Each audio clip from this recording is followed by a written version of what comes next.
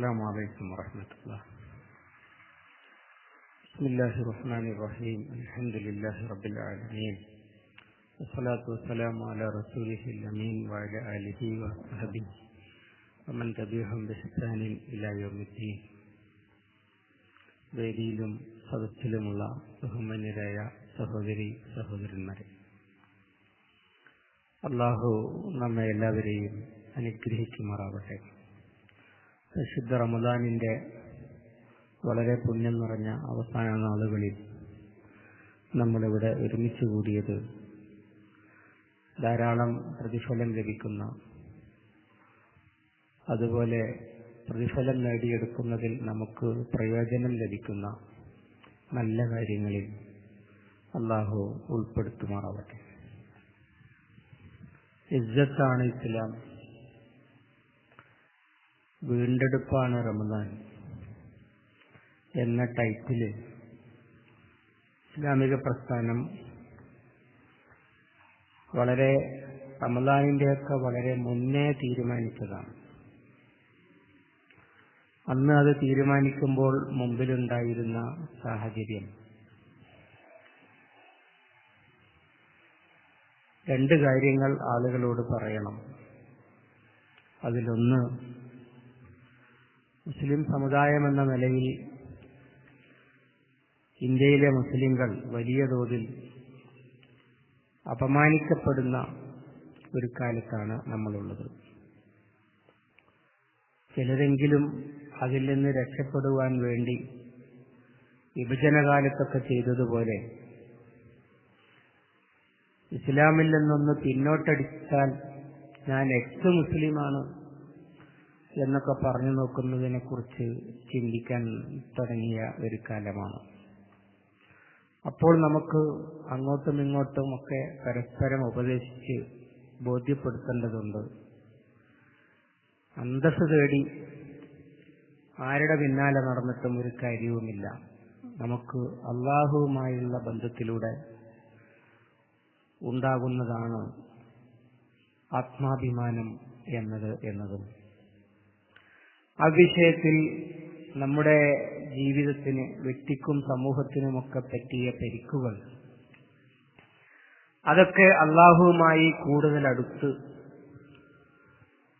പരിഹരിക്കാനുള്ള ഒരവസരമായിട്ട് പരിശുദ്ധ റമദാനിനെ നമ്മുടെ വ്യക്തിഗതവും സാമൂഹികവുമായ ഔന്നത്യം നേടിയെടുക്കുന്ന വിഷയത്തിൽ ഉപയോഗപ്പെടുത്തണം റമദാനിനെ എന്നതായിരിക്കണം ഈ വർഷത്തെ നമ്മുടെ റമദാൻ പരിപാടികളുടെയൊക്കെ ഒരു ഊന്നൽ എന്ന് നമ്മൾ തീരുമാനിക്കുകയായിരുന്നു.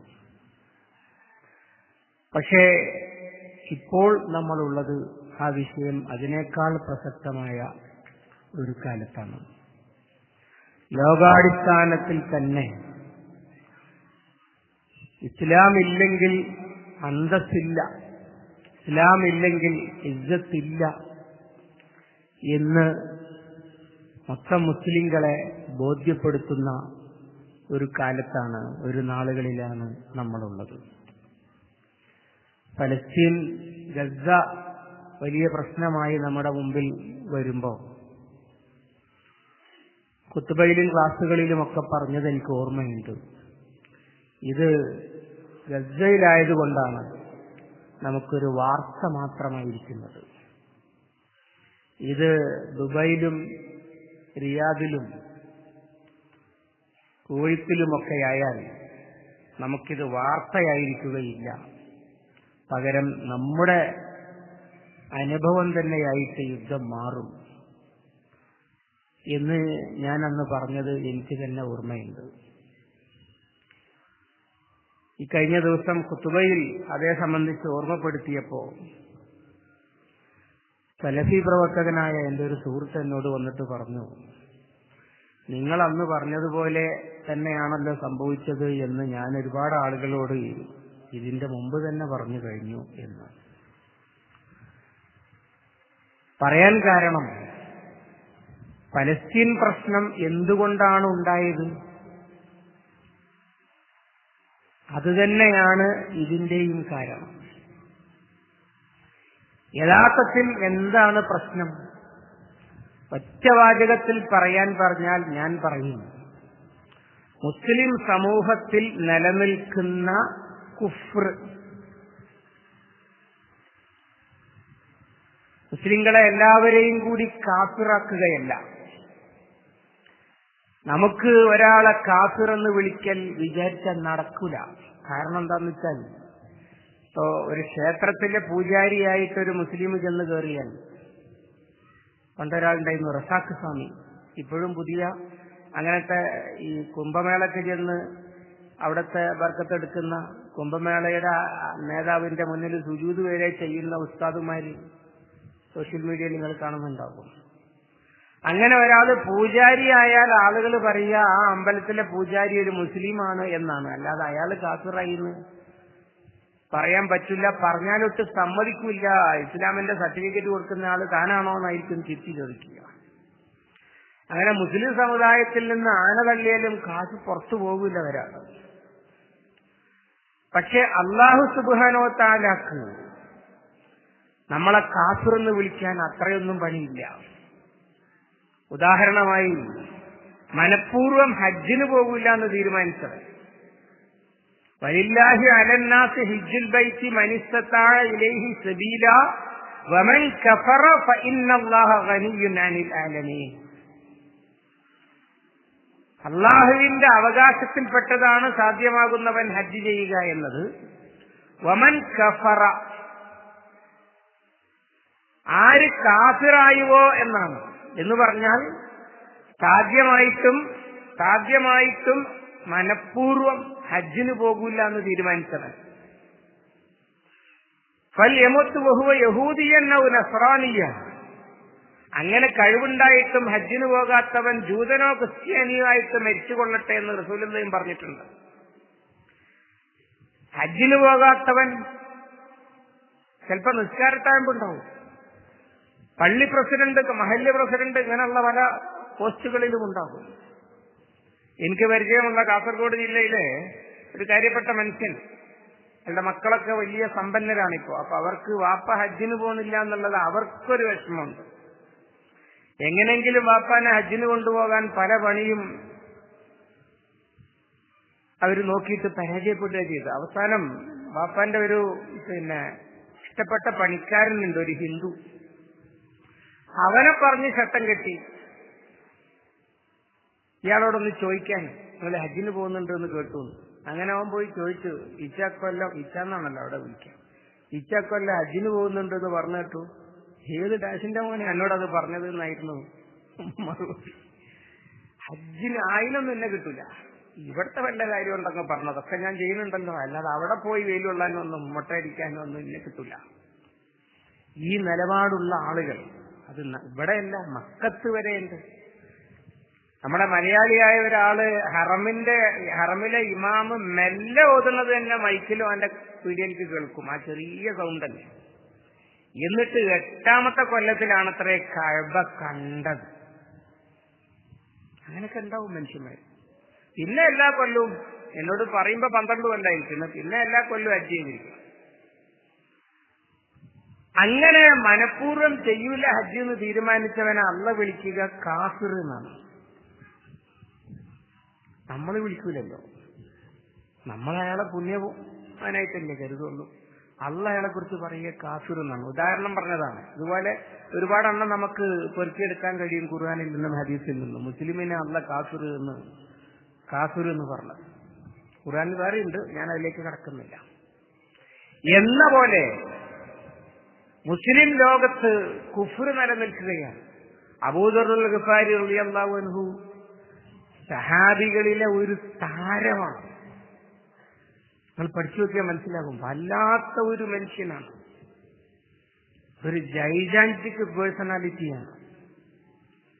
എന്ന സഹാബിയോട് റസൂൽ സല്ലല്ലാഹു അലൈഹി വസല്ലമ അദ്ദേഹം ദേഷ്യം പിടിച്ചിട്ട് ഒരുത്തനെ ശമ്മിക്കാൻ വേണ്ടി അടിമ പെണ്ണിന്റെ മോനെ എന്ന് വിളിച്ചു. അടിമ ആയ ആളെ തന്നെ. അതിന് റസൂൽ സല്ലല്ലാഹു അലൈഹി വസല്ലമ ശകാരിച്ചുകൊണ്ട് പറഞ്ഞത്, യാ അബൂദർ ഇന്നക മ്രുഉൻ ഫീക ജാഹിലിയ്യ. അബൂദറെ, താൻ ആള് കൊള്ളാം, പക്ഷേ അനിസ്ലാമികത ഇനിയും ബാക്കിയുണ്ടെന്ന് തന്നെ ചെയ്യുന്നു. ഇത് ആരുടെ ഈ പറയണത് എന്ന് നോക്കണം.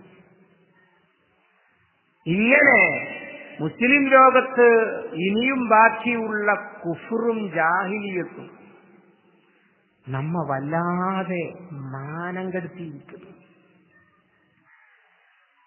തിരിച്ച് നല്ല 4 വാക്ക് പറയാൻ അവസാനം സാമ്രാജ്യത്വ ഭീകരന്മാരോട് എടാന്ന് വിളിച്ചാൽ ആരടാന്ന് ചോദിച്ചാൽ ഞാനടാന്ന് പറയുന്ന അവസാനത്തെ കണ്ണിയാണ് ഈ തകർന്നുകൊണ്ടിരിക്കുന്നത്. ഇറാനുമായും ഷിയാക്കളുമായും ഒക്കെ നമുക്കൊക്കെ വലിയ വിയോജിപ്പുകളും അരിശവും ഈർഷ്യയും ഒക്കെ ഉണ്ടാകാൻ മാത്രം കോപ്പുണ്ട് അവരുടെ അടുത്ത്. അവരുടെ നിലപാടിൽ, അവരുടെ ചിന്താഗതികളിൽ, അവരുടെ വിശ്വാസത്തിൽ, അവരുടെ ആചാരങ്ങളിൽ, അനുഷ്ഠാനങ്ങളിൽ ഒക്കെ വലിയ വിരോധം നമുക്ക് തോന്നാൻ മാത്രമുള്ള ന്യായമുണ്ട്. എന്നിട്ടും മുസ്ലിം ലോകത്ത് അവർ സ്നേഹം സമ്പാദിച്ചത് സാമ്രാജ്യത്വ ശക്തികളുടെ മുമ്പിൽ മുട്ടുമടക്കില്ല എന്നുള്ള ഒരു നിലപാട് സ്വീകരിക്കുമ്പോഴായിരുന്നു. അത് ഏതാണ്ട് അവസാനിക്കാൻ ആണ് പോകുന്നത് എന്ന് പറയാമാണെങ്കിൽ, അത് അവസാനിച്ചില്ലെങ്കിൽ പിന്നെ മറ്റത് അവസാനിക്കും. രണ്ടാലൊന്ന് അവസാനിക്കാൻ പോവുകയാണ്. എന്തായാലും കണക്കുകൂട്ടലനുസരിച്ച് ഇറാനാണ് അവസാനിക്കേണ്ടത്, ബാക്കി അലല്ല. അതുകൂടി തീർന്നാൽ മുസ്ലിം ലോകം തന്നെ ശരിക്കും ത്രട്ടിലാണ്. ഇപ്പൊ സൗദി അറേബ്യ പോലെയുള്ള ഗൾഫ് രാജ്യങ്ങൾക്ക് അവര് ഈ വിഷയത്തിൽ കാര്യമായ ഇടപെടലില്ലാതെ സുരക്ഷിതമായി നിൽക്കാനുള്ള വഴികളൊക്കെ ആലോചിക്കുകയാണ്.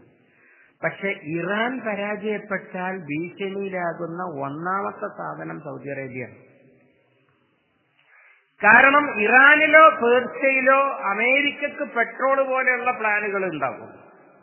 ഇസ്രായേലിന്റെ പ്ലാന് പെട്രോളിൽ ഒതുങ്ങുന്നതല്ല. അത് മക്കയും മദീനയും ഉൾപ്പെടെയുള്ള ഗ്രേറ്റ് ഇസ്രായേൽ മാപ്പ് ആണ് അവരുടെ വിഷയം എന്ന് പറയുന്നത്. അതാണ് അവരുടെ അജണ്ട. അത് പേർഷ്യയിലേക്കല്ല പോകുക, അത് സൗദി അറേബ്യയിലേക്കാണ് വരിക. അവർക്ക് ഭീഷണിയില്ല, ഭീഷണി ഉണ്ടാകാൻ കഴിയില്ല. ഇനി അറബ് രാജ്യങ്ങൾ അവരെ സംരക്ഷിക്കും. നിങ്ങൾ സൂറത്തുൽ മുംതഹിനയിലെ ആദ്യത്തെ ആയത്ത് പഠിച്ചവർക്കാണല്ലോ ഈ സമ്മാനമൊക്കെ വെച്ചിരിക്കുന്നത്. ലാ തത്തഖിദു അദുവി വഅദുവക്കും ഔലിയാ. വിശ്വാസികളെ, നിങ്ങൾ എന്റെയും നിങ്ങളുടെയും ശത്രുക്കളെ രക്ഷകരായി കരുതരുത്. ആ സൂറത്ത് അവസാനിക്കുന്നത് അള്ളാഹുവിന്റെ കോപത്തിനിരയായവർ, ഗൈറുൽ മഗ്ദൂബി അലൈഹി എന്ന് പറയുമ്പോൾ നിങ്ങളുടെ ഓർമ്മയിൽ വരുന്ന ആളുകളെ, ഖൗമൻ ഗളിബല്ലാഹു അലൈഹി, അവരെ നിങ്ങൾ വലിയാക്കരുത്. ആരാണിപ്പോ മുസ്ലിം ലോകത്തിന്റെ വലിയ രക്ഷകർ എന്ന് കരുതുന്നത്? ആരെയാണോ? വലിയ കോമഡിയാണ്. അറബ് രാജ്യങ്ങൾ ഇത്രയും കാലം ഖജനാവിൽ നിന്ന് പണം കൊടുത്ത് അമേരിക്കൻ തോന്നിയാസികളെ, ഖത്തറിലെ ലോകകപ്പ് നടക്കുമ്പോൾ പോലും മദ്യം അനുവദിച്ചിട്ടില്ല. കള്ളുടിക്കാതെ കളിക്കാൻ പറ്റുന്നവർ കളിച്ചാൽ മതി എന്നാണ് അവർ തീരുമാനിച്ചത്. അതേ സമയത്ത് ഖത്തറിന്റെ ചെലവിൽ അമേരിക്കൻ ക്യാമ്പിൽ ആളുകൾ കള്ളുടിച്ചുകൊണ്ടിരിക്കുകയായിരുന്നു ഇത്രയും കാലം. എല്ലാ തോന്നിയാസവുമാണ് അവിടെ നടക്കുന്നത്. അതുപോലെ എല്ലാ അറബ് രാജ്യങ്ങളിലും എന്തിനാ പോറ്റിയത്? ഇവർക്ക് ഖത്തറിന്റെ നേരെ സദ്ദാം ഹുസൈൻ കുവൈത്തിന്റെ നേരെ ചെന്നതുപോലെ ആരെങ്കിലും ചെന്നാൽ അവരെ അമേരിക്ക രക്ഷിക്കും. എന്നിട്ടിപ്പോ എന്താ നടക്കുന്നത്? അമേരിക്കയെ രക്ഷിക്കാൻ വേണ്ടി ഖത്തർ മിസൈൽ അയച്ച് പെട്ടിയിലുള്ളിടത്തോളം തീർന്നു. അമേരിക്കയെ രക്ഷിക്കാൻ ഖത്തർ, അല്ലാതെ ഖത്തറിനെ രക്ഷിക്കാൻ അമേരിക്ക പണിയെടുക്കുകയല്ല. ബാക്കി രാജ്യങ്ങളുടെ കഥ ഏതാണ്? ഞാൻ ഉദാഹരണം പറഞ്ഞതാണ് ഖത്തറിന്. ഇപ്പൊ ഇസ്രായേൽ പറയുന്നത് $2 മില്യൺ പുതിയ ആയുധങ്ങൾ ഉണ്ട്, വേണമെങ്കിൽ തരാമെന്ന്. ഇങ്ങനെയുള്ള കോമഡികൾ ഇനിയിപ്പോ വേണമെങ്കിൽ ഇപ്പൊ അറബ് ചെറുപ്പക്കാർ പലരും മാറി ചിന്തിക്കാൻ തുടങ്ങിയിരിക്കുന്നു. വേണമെങ്കിൽ ഒരു പ്രമേയം പാസ്സാക്കാം അവിടുത്തെ ഭരണകൂടങ്ങൾക്ക്, ഖത്തറിലെ അല്ലെങ്കിൽ സൗദിയിലെ അമേരിക്കൻ ഇടപാട് ഞങ്ങൾ അവസാനിപ്പിക്കുകയാണ് എന്ന്. അങ്ങനെയാണെങ്കിൽ സംഭവിക്കുക എന്താണെന്നറിയോ? ഇപ്പൊ ഖത്തറിന്റെ അല്ലെങ്കിൽ കുവൈത്തിന്റെ ഒക്കെ ഒരു കഷ്ണമേ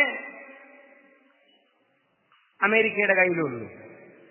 ആ പ്രഖ്യാപനം എങ്ങാനും വന്നാൽ ഖത്തർ മുഴുവൻ, കുവൈത്ത് മുഴുവൻ, ഒമാന് മുഴുവൻ അമേരിക്കയുടെ അവകാശി. കാരണം അവർ പോകില്ല. അത് മനസ്സിലാക്കാൻ നമുക്ക് വലിയ ഡോക്ടറേറ്റ് ഒന്നും വേണ്ട. ഇന്ത്യൻ സ്വാതന്ത്ര്യ സമരം പഠിച്ചാൽ മതി. ഡൽഹൌസി പ്രഭു ഇന്ത്യയിൽ എന്താ ചെയ്തത്? അതൊക്കെ തന്നെയാണ്. പിന്നെ വാസ്കോഡഗാമ വന്നിട്ട് കേരളത്തിൽ എന്താ ഉണ്ടായത്? അൽബുക്കർക്ക് വന്നപ്പോ ആദ്യം പാണ്ഡികശാല കെട്ടാൻ അനുവാദം കൊടുത്തു. ആര്? സാമൂതിരി എന്ന് പറഞ്ഞാൽ ഈ ഓലപ്പീടിക നമ്മുടെ ഉണക്കലി മാർക്കറ്റില്ലേ, അങ്ങനെ കെട്ടാൻ. പിന്നെ അതിന് കാവൽ, കാരണം അതിന് പിന്നെ ചലഞ്ച് ഉണ്ട് അറബികളിൽ നിന്ന് പറഞ്ഞിട്ട് അതിന് കാവൽ നിൽക്കാൻ കുറച്ച് സ്വന്തം പട്ടാളക്കാരെ അവിടെ നിർത്താൻ സാമൂതിരി അനുവാദം കൊടുക്കേണ്ടി വന്നു. കുറച്ച് കഴിഞ്ഞപ്പോ കോഴിക്കോട് അവരുടേതായി. അല്ലാതെ എന്താ ഉണ്ടായത്? കേരളം അവരുടേതായി. ഇതേ പ്രക്രിയ ആവർത്തിക്കപ്പെടാൻ പോകുകയാണ്.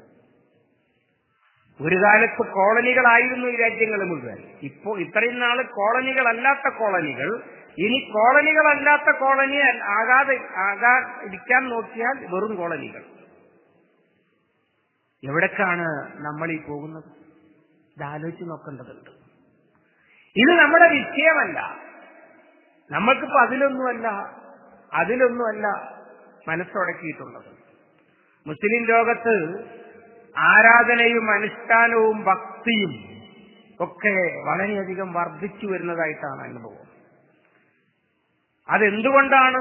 നമ്മൾ നന്നാകുകയാണോ? അല്ല, നമ്മൾ നന്നാകേണ്ടി വരികയാണ്. കാരണം എന്താണ്?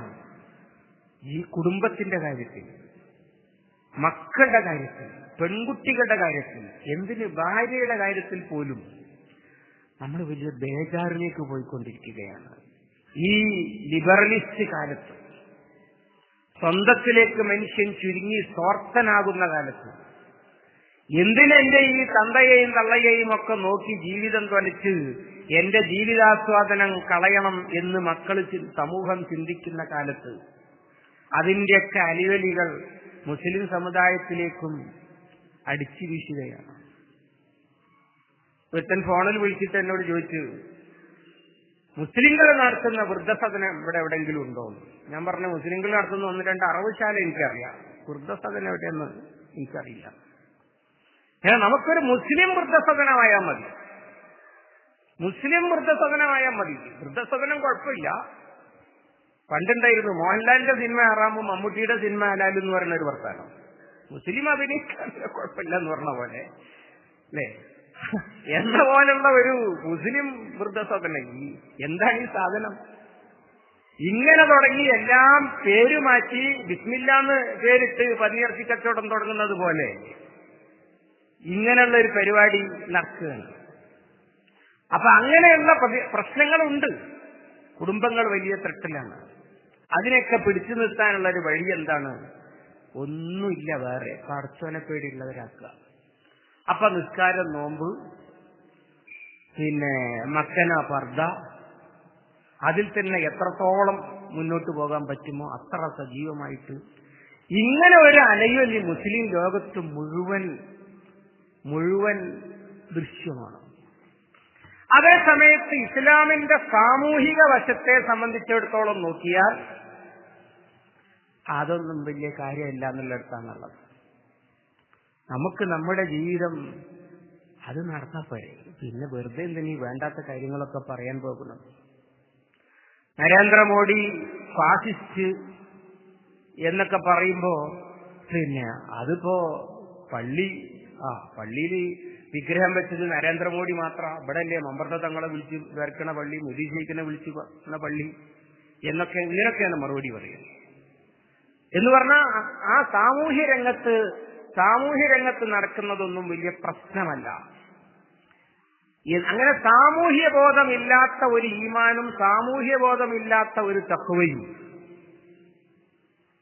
ഒക്കെ വർദ്ധിച്ചു വരിക എന്നത് പൊതുവിൽ ദൃശ്യമാണ്. അതിനെ ഏത് ഇസത്തിന്റെ പേരിട്ട് പറഞ്ഞാലും ഇങ്ങനെയാണ് ഇപ്പോൾ നമുക്ക് നിരീക്ഷിച്ചാൽ കാണാൻ കഴിയും. അതിന്റെ ഏറ്റവും വലിയ ദുരന്തം എന്താണെന്ന് വെച്ചാൽ സാമൂഹ്യബോധം ഇല്ലാത്ത ദീന് അത് നമ്മളെ തകർത്ത് നശിപ്പിച്ചു കളയും. അപ്പോൾ മുസ്ലിങ്ങൾ നൂറ്റാണ്ടുകളോളം ഭരിച്ച സാധനമാണ് സ്പെയിന്.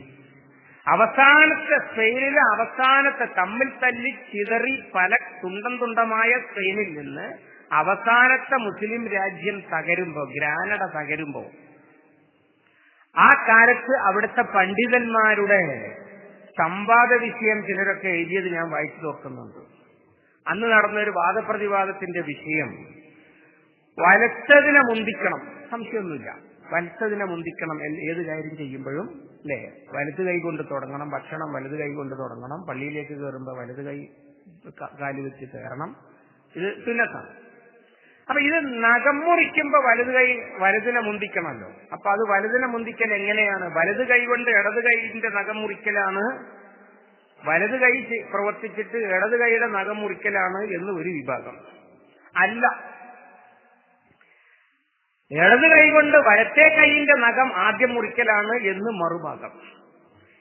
അവര് സുന്നത്ത് നിഷേധികളാണ് എന്ന് ഇവര് സുന്നത്ത് നിഷേധികളാണെന്ന് അവര്. ഊക്കൻ വാദപ്രതിവാദം. പക്ഷെ കുറച്ചു കഴിഞ്ഞപ്പോ പിന്നെ നഖം മുറിക്കാൻ ആ കൈയല്ല, തല പോലും ഉണ്ടായില്ല, പിന്നല്ലേ കൈ. ഇങ്ങനെ ഒരു ഇസ്ലാം ഇപ്പൊ മുസ്ലിം ലോകത്ത് സജീവമാണ് എന്ന കാര്യത്തിൽ തർക്കമൊന്നുമില്ല. പക്ഷേ അങ്ങനെ ഇസ്ലാമിന്റെ ആത്മീയത അനുഷ്ഠാനം പോലെയുള്ള കാര്യങ്ങളിൽ വളരെ മുന്നോട്ട് പോയിരിക്കുന്നു, ഒരുപാട് മുന്നോട്ട് പോയിരിക്കുന്നു. വളരെ സന്തോഷകരവും ആവേശകരവുമായ അവസ്ഥയിൽ മുന്നോട്ട് പോയിരിക്കുന്നു. ഭക്തിയുടെ വേലിയേറ്റമാണ്.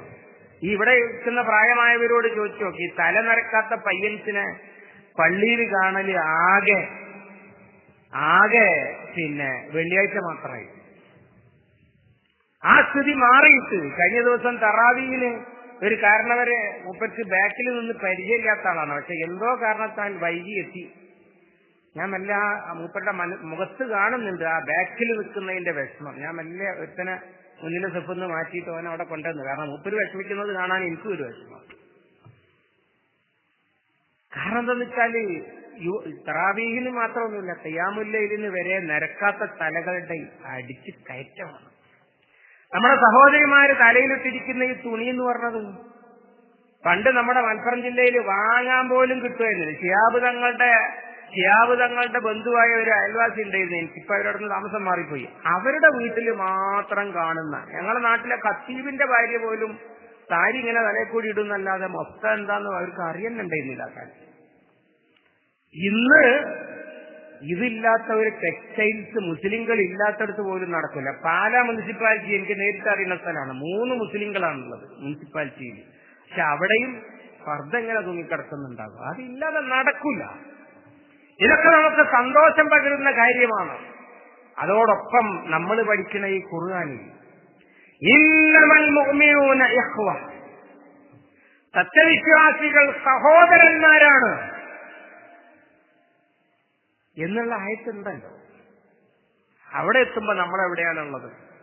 എടോ, നിങ്ങളുടെ സഹോദരന്മാരെയല്ലേ ഇത്ര എണ്ണം, ലക്ഷത്തിലധികം പിഞ്ചു പൈതങ്ങളെ അടക്കം കൊന്നൊടുക്കുന്നത്?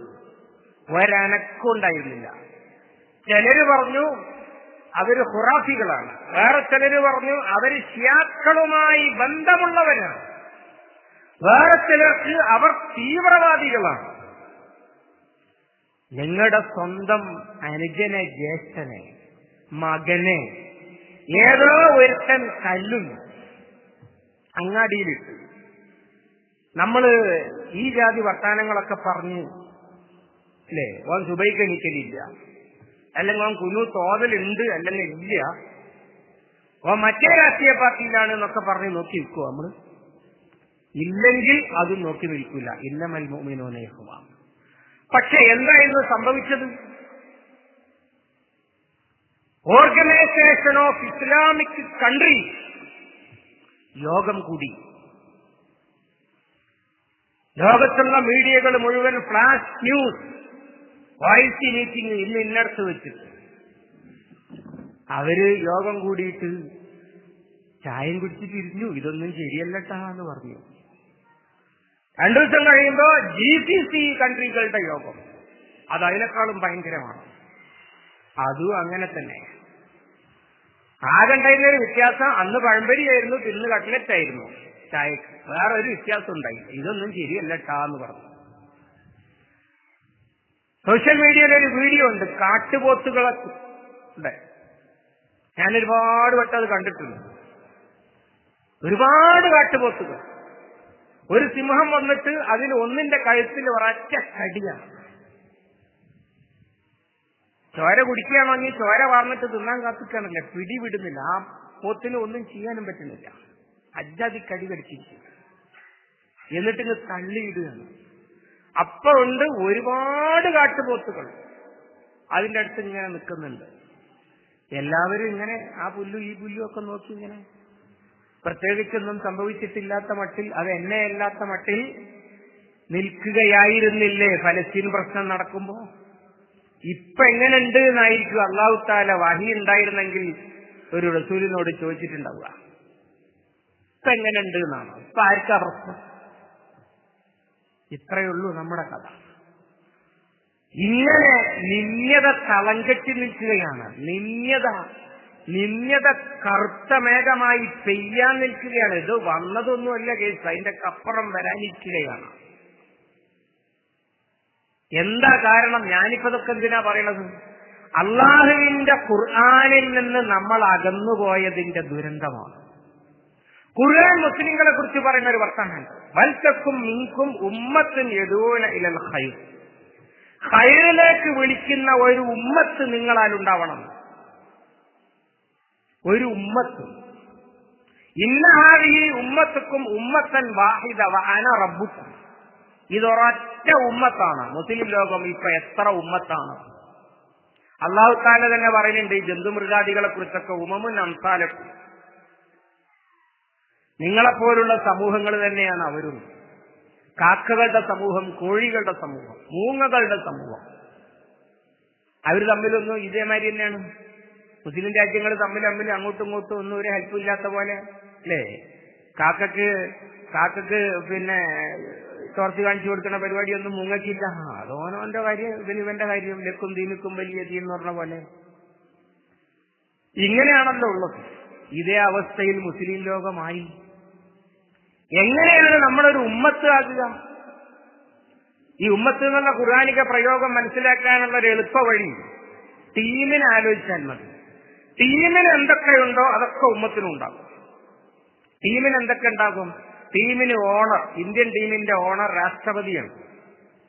അയാളെ സഹായിയാണല്ലോ സ്പോർട്സ് മന്ത്രിസഭയൊക്കെ. പിന്നെ ടീമിനുണ്ടാക്കുക മാനേജറാണ്. പിന്നെ ടീമിനുണ്ടാക്കുക ക്യാപ്റ്റനാണ്. പിന്നെ ടീമിൽ ഓരോരുത്തർക്കും ഓരോരോ റോളാണ് ഉണ്ടാവുക. എന്നാൽ ടീമിൽ എല്ലാവർക്കും കൂടി ഉണ്ടാകുക ഒരൊറ്റ ഗോളാണ്, ഒരേ ലക്ഷ്യമാണ്. അത് കളിക്കളത്തിൽ ഇറങ്ങിയവനും ബൂട്ടണിഞ്ഞ് സ്റ്റെപ്പിനിയായിട്ട് സിഗ്നൽ കിട്ടിയാൽ ഇങ്ങോട്ട് ഇറങ്ങാൻ തയ്യാറായി നിൽക്കുന്നവനും, ടീമിന്റെ ഡോക്ടർക്കും ടീമിന്റെ നഴ്സിനും ടീമിന്റെ കുക്കിനും, അങ്ങനെ എന്തൊക്കെയുണ്ട്. എല്ലാവർക്കും ഒരു ലക്ഷ്യമാണ്, ജയിക്കണം, മറ്റവരെ തോൽപ്പിക്കണം. ടീം ജയിച്ചാലും തോറ്റാലും ടീമിന് പ്രതിഫലം കിട്ടും, ടീമംഗങ്ങൾക്ക് ശമ്പളം കിട്ടും. ജയിച്ചാൽ ബമ്പൻ ഓഫറും കിട്ടും. ഇന്ന ഹാദിഹി ഉമ്മത്തുക്കും ഉമ്മത്തൻ വാഹിദ വ അന റബ്ബുക്കും. ഇതൊരൊറ്റ ടീമാണ്, ഞാൻ അതിന്റെ ഓണറാണ്, ഉടമസ്ഥനാണ്. പിന്നെ അപ്പൊ മാനേജർ ആരായിരിക്കും? ശരീഅത്ത് മുഹമ്മദിയാണ്, റസൂലുള്ളാഹിന്റെ പ്ലാനിലാണ് അല്ലേ? 5 നേരം നമസ്കാരം നിലനിർത്തണമെന്ന് അല്ലാഹു തആല പറയാം. അഖ്മിസ് സ്വലാത്ത തറഫൈൻ നഹാരി 2 വസുലഫം മിനൽ ലൈലി, മിനിമം 3 ഉണ്ടാകും ബഹുവചനം പറഞ്ഞ 5. എപ്പോഴൊക്കെയാണ്? ളുഹറും അസറും മഗ്രിബും ഇശായും സുബഹിയുമാണെന്ന് റസൂൽ സല്ലല്ലാഹു അലൈഹി വസല്ലമ പറയാം. ഇങ്ങനെ തുടങ്ങിയിട്ട് ക്രിമിനൽ നിയമം, രാഷ്ട്രാന്തരീയ നിയമം, അന്താരാഷ്ട്ര നിയമം വരെ ശരീഅത്ത് മുഹമ്മദിയിലാണുള്ളത്. അപ്പൊ ക്യാപ്റ്റൻ ആരായിരിക്കും?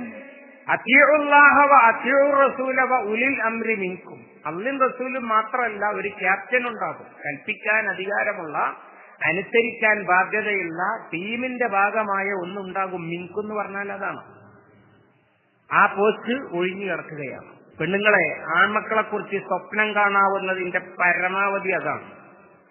എന്റെ മോൻ വളർന്നിട്ട് ലോകത്തിന്റെ അമീറുൽ മുഅ്മിനീനാകണം.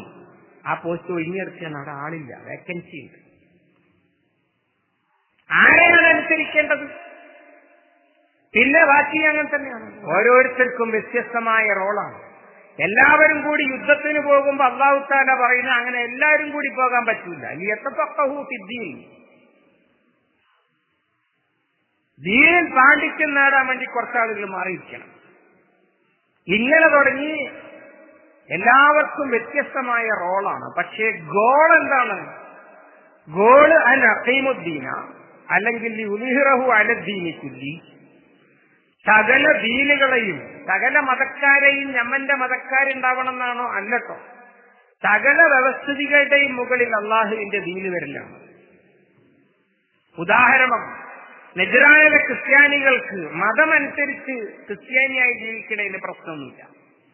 പക്ഷേ പലിശ വാങ്ങാൻ പറ്റൂല കേട്ടോ റസൂൽ സല്ലല്ലാഹു അലൈഹി വസല്ലം. എന്താ കാരണം? മുസ്ലിങ്ങൾ പലിശക്കെതിരാണ്. അതുകൊണ്ട് ക്രിസ്ത്യാനികളും ഇസ്ലാമിക രാഷ്ട്രത്തിന്റെ കീഴിലുള്ള ക്രിസ്ത്യാനിയും പലിശ വാങ്ങാനൊന്നും പറ്റില്ല. ഈസാ നബിനെ മറിയം ബീവിനൊക്കെ ആരാധിക്കുന്നത് ലാ ഇക്റാഹ ഫിദ്ദീൻ, അതാണ് അലദ്ദീനി കുല്ലിഹി എന്ന് പറഞ്ഞത്.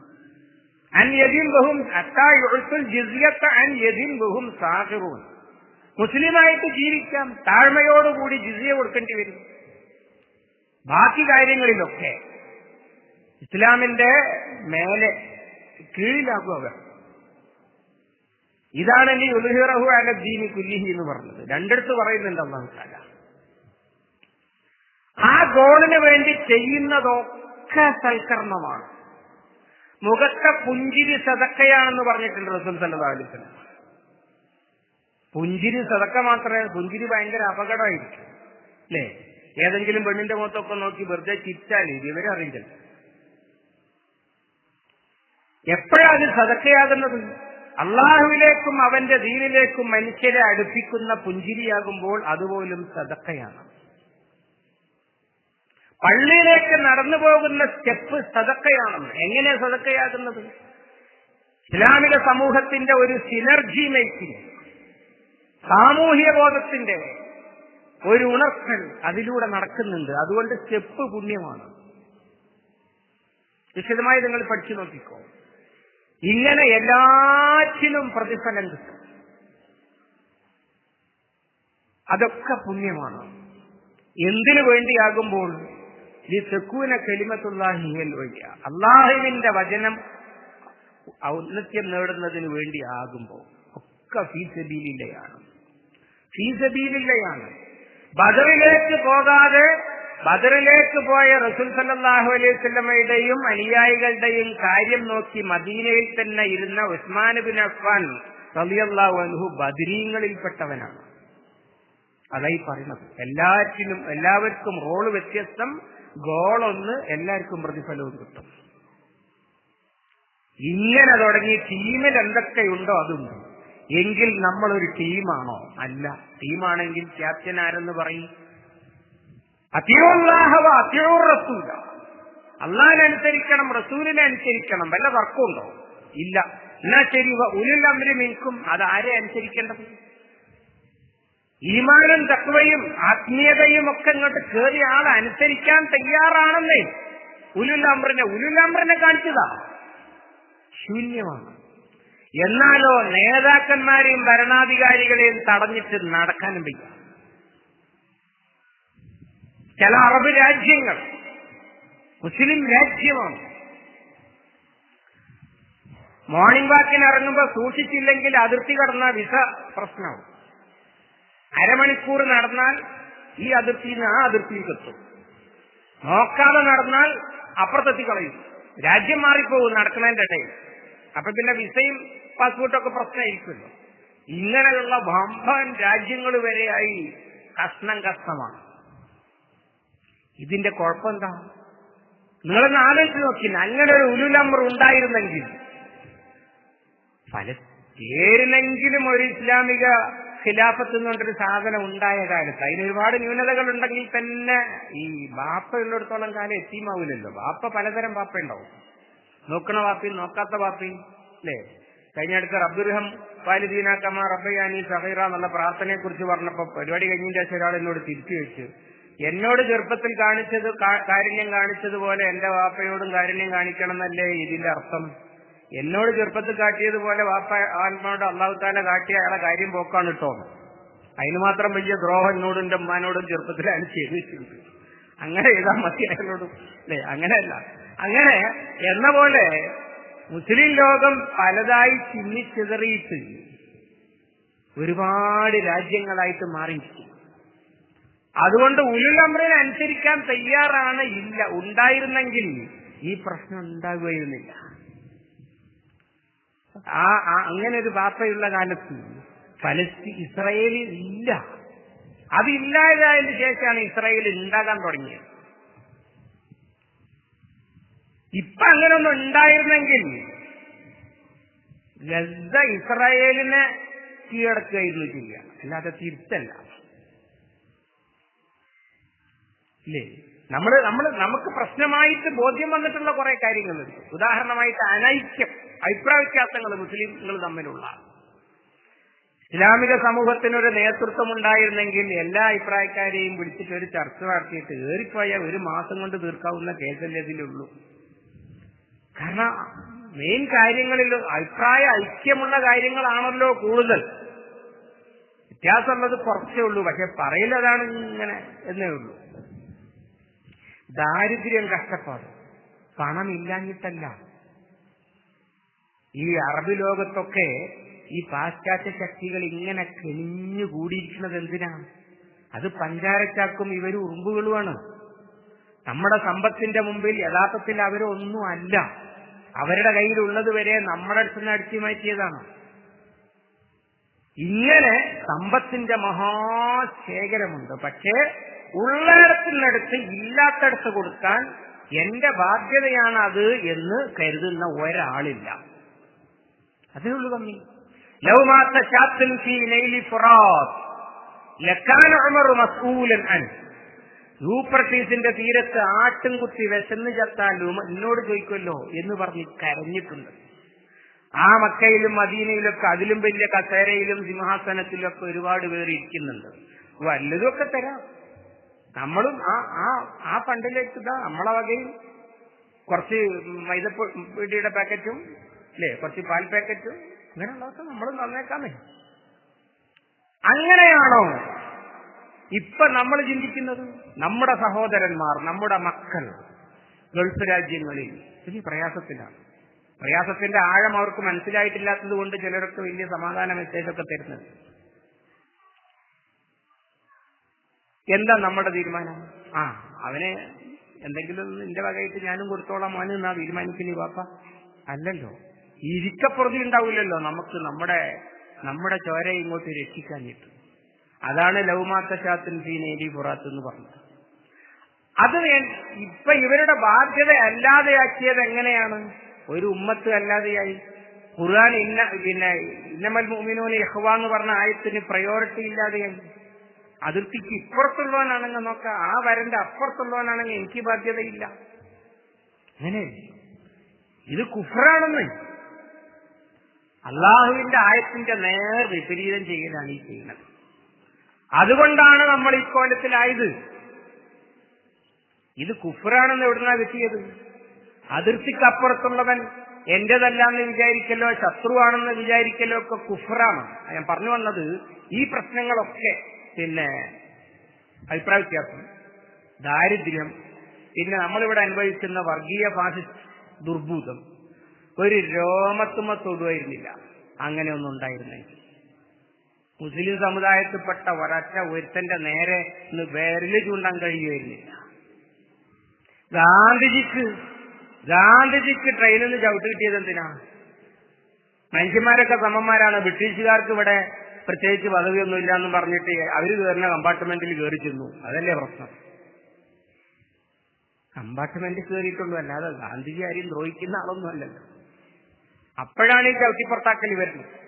എന്താ കാരണം? അവര് വമ്പന്മാരാണ്. ഇത് നിങ്ങളൊന്ന് സങ്കല്പിച്ചു നോക്കി, ഒരു ഇസ്ലാമിക് അമേരിക്ക, ഒരു ലോക നേതൃത്വം, പിന്നെ ഇതൊന്നും ഉണ്ടാവില്ല. ഇതൊക്കെ വെറും സങ്കല്പങ്ങൾ മാത്രമേ ആവുള്ളൂ. ഈ പരുവത്തിൽ നമ്മൾ എത്തിയത് എങ്ങനെയാണ്? പരിശുദ്ധ ഖുർആൻ അതും നമുക്ക് മനസ്സിലാക്കി തരുന്നുണ്ട്. ഞാൻ നേരത്തെ പറഞ്ഞില്ലേ, കാഫിർ എന്ന് വിളിക്കാൻ നമ്മൾ അത്ര വേഗമൊന്നും തയ്യാറാവില്ല. അതേ സമയത്ത് ഖുർആൻ കാഫിർ എന്ന് വിളിക്കണമെങ്കിൽ വേറൊരു സംഭവം പറഞ്ഞു. നബി സല്ലല്ലാഹു അലൈഹി വസല്ലമ ജീവിച്ചിരിക്കെ ഔസ് ഖസ്റജ് മദീനയിലെ അൻസാരികൾ ജീവിതം പകുത്തുകൊടുത്തവർ, അള്ളാഹുവിന്റെ ദീനിനു വേണ്ടി സമ്പത്തിന്റെ പകുതി മുഹാജിറിന് കൊടുത്തവർ, ആസ്തിയുടെ പകുതി മുഹാജിറിന് കൊടുത്തവർ, ഇങ്ങനെയൊക്കെയുള്ള മഹാമനുഷ്യന്മാർ രണ്ട് ഗോത്രക്കാരായിരുന്നു. അവരെ ഒന്നിച്ച് സഹോദരന്മാരായി മാറി. എന്നും യുദ്ധമായിരുന്നു അവർ തമ്മിൽ. പക്ഷെ ഇസ്ലാം വന്നപ്പോ ഫസ്ബഹ്തും ബിനിഅമതിഹി ഇഖ്വാന, സഹോദരന്മാരായിട്ട് മാറി. ഇവരെ തമ്മിൽ തല്ലിപ്പിച്ച് ജീവിച്ചിരുന്ന ജൂതന്മാർക്ക് ഇന്നത്തെ പോലെ അന്നും അത് സഹിച്ചില്ല. ഒരു ജൂത പുരോഹിതൻ എന്ത് ചെയ്തു എന്ന് വെച്ചാൽ, ഒരു ചെറുപ്പക്കാരനെ അൻസാരികളായ ഔസുകാരും ഖസറജുകാരുമായ അൻസാരികൾ ഒന്നിച്ചിരുന്ന് ലോഹ്യം പറഞ്ഞുകൊണ്ടിരിക്കുന്നതിന്റെ ഇടയിലേക്ക് കയറ്റി വിട്ടു.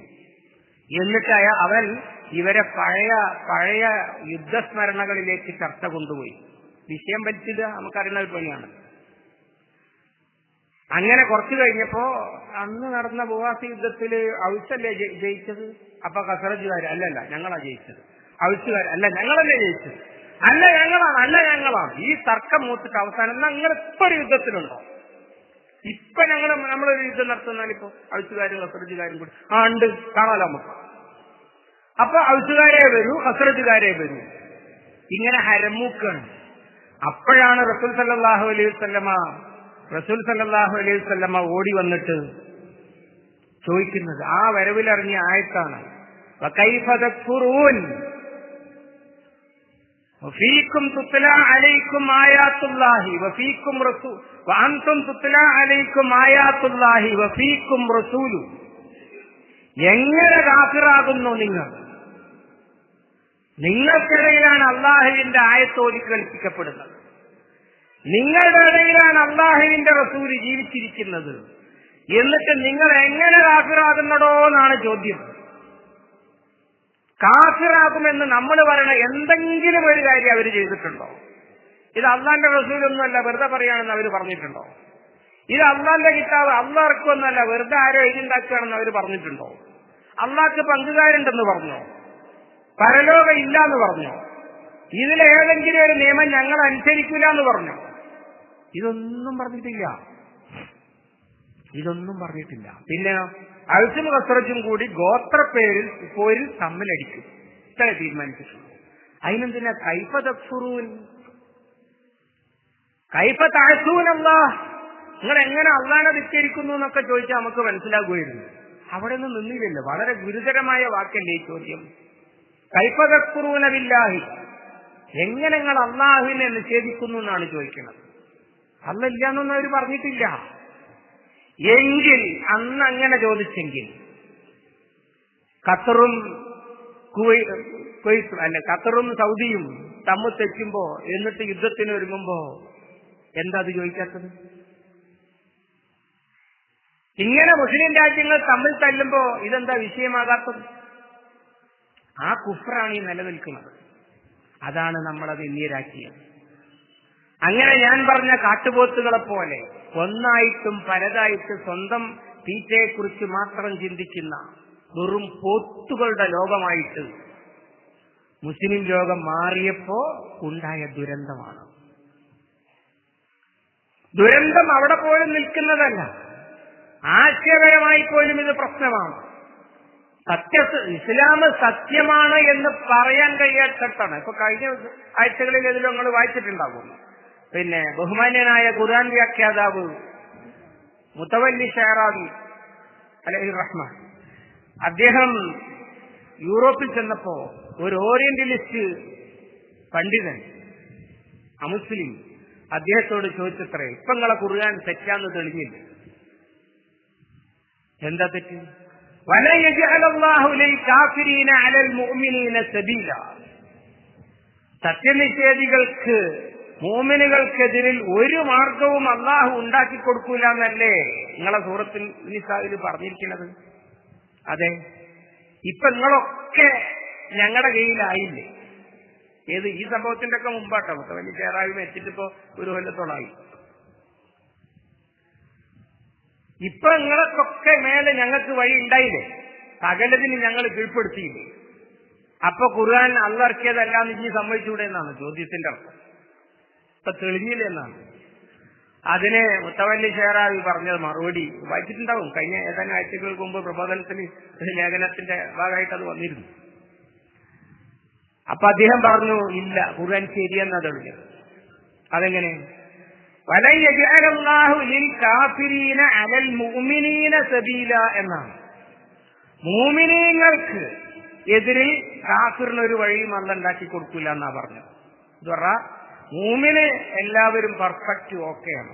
പക്ഷെ എന്നിട്ടും സത്യനിഷേധികൾ ഭയങ്കര പവർഫുൾ ആയതുകൊണ്ട് ഇസ്ലാമും മുസ്ലിങ്ങളും ഒക്കെ തകർന്നുപോയി. ഹദീസിലുണ്ട്, റസൂൽ സല്ലല്ലാഹു അലൈഹി വസല്ലമ അള്ളാഹിനോട് 3 വരം ചോദിച്ചു. അതിലൊന്ന്, എന്റെ ഉമ്മത്ത് ശത്രുക്കളാൽ നശിപ്പിക്കപ്പെടരുത്. ഓക്കെ, സമ്മതിച്ചു. 1500 ആളുള്ള കാലത്താ ഈ ചോദ്യം. ഇല്ല, എല്ലാ മുസ്ലിങ്ങളെയും കൂടി അങ്ങ് കൊന്നൊടുക്കിയിട്ട് ഇസ്ലാം അല്ലെ സിറ്റ് ഡിലീറ്റ് റീസൈക്കിൾ ബിന്നിൽ പോലും കിട്ടാത്ത വിധം അങ്ങ് നശിച്ചു. ഇല്ല, അങ്ങനെ സംഭവിക്കില്ല. പിന്നെ പാൻഡമിക്, പകർച്ചവ്യാധികൾ അല്ലെങ്കിൽ കാലവിപത്തുകൾ, വെള്ളപ്പൊക്കം, കൊടുങ്കാറ്റ്, പകർച്ചവ്യാധി എല്ലാം കൂടി വന്നിട്ട് ഏതാനും ആയിരങ്ങൾ വരുന്ന ഈ മുസ്ലിം ഉമ്മത്ത് ഒന്നായി അങ്ങോട്ട് മരിച്ചുപോയി. ഇനി ആരും മുസ്ലിങ്ങളില്ല. അങ്ങനെയും സംഭവിക്കില്ല. അല്ലാഹ് ഗ്യാരണ്ടി കൊടുത്തു.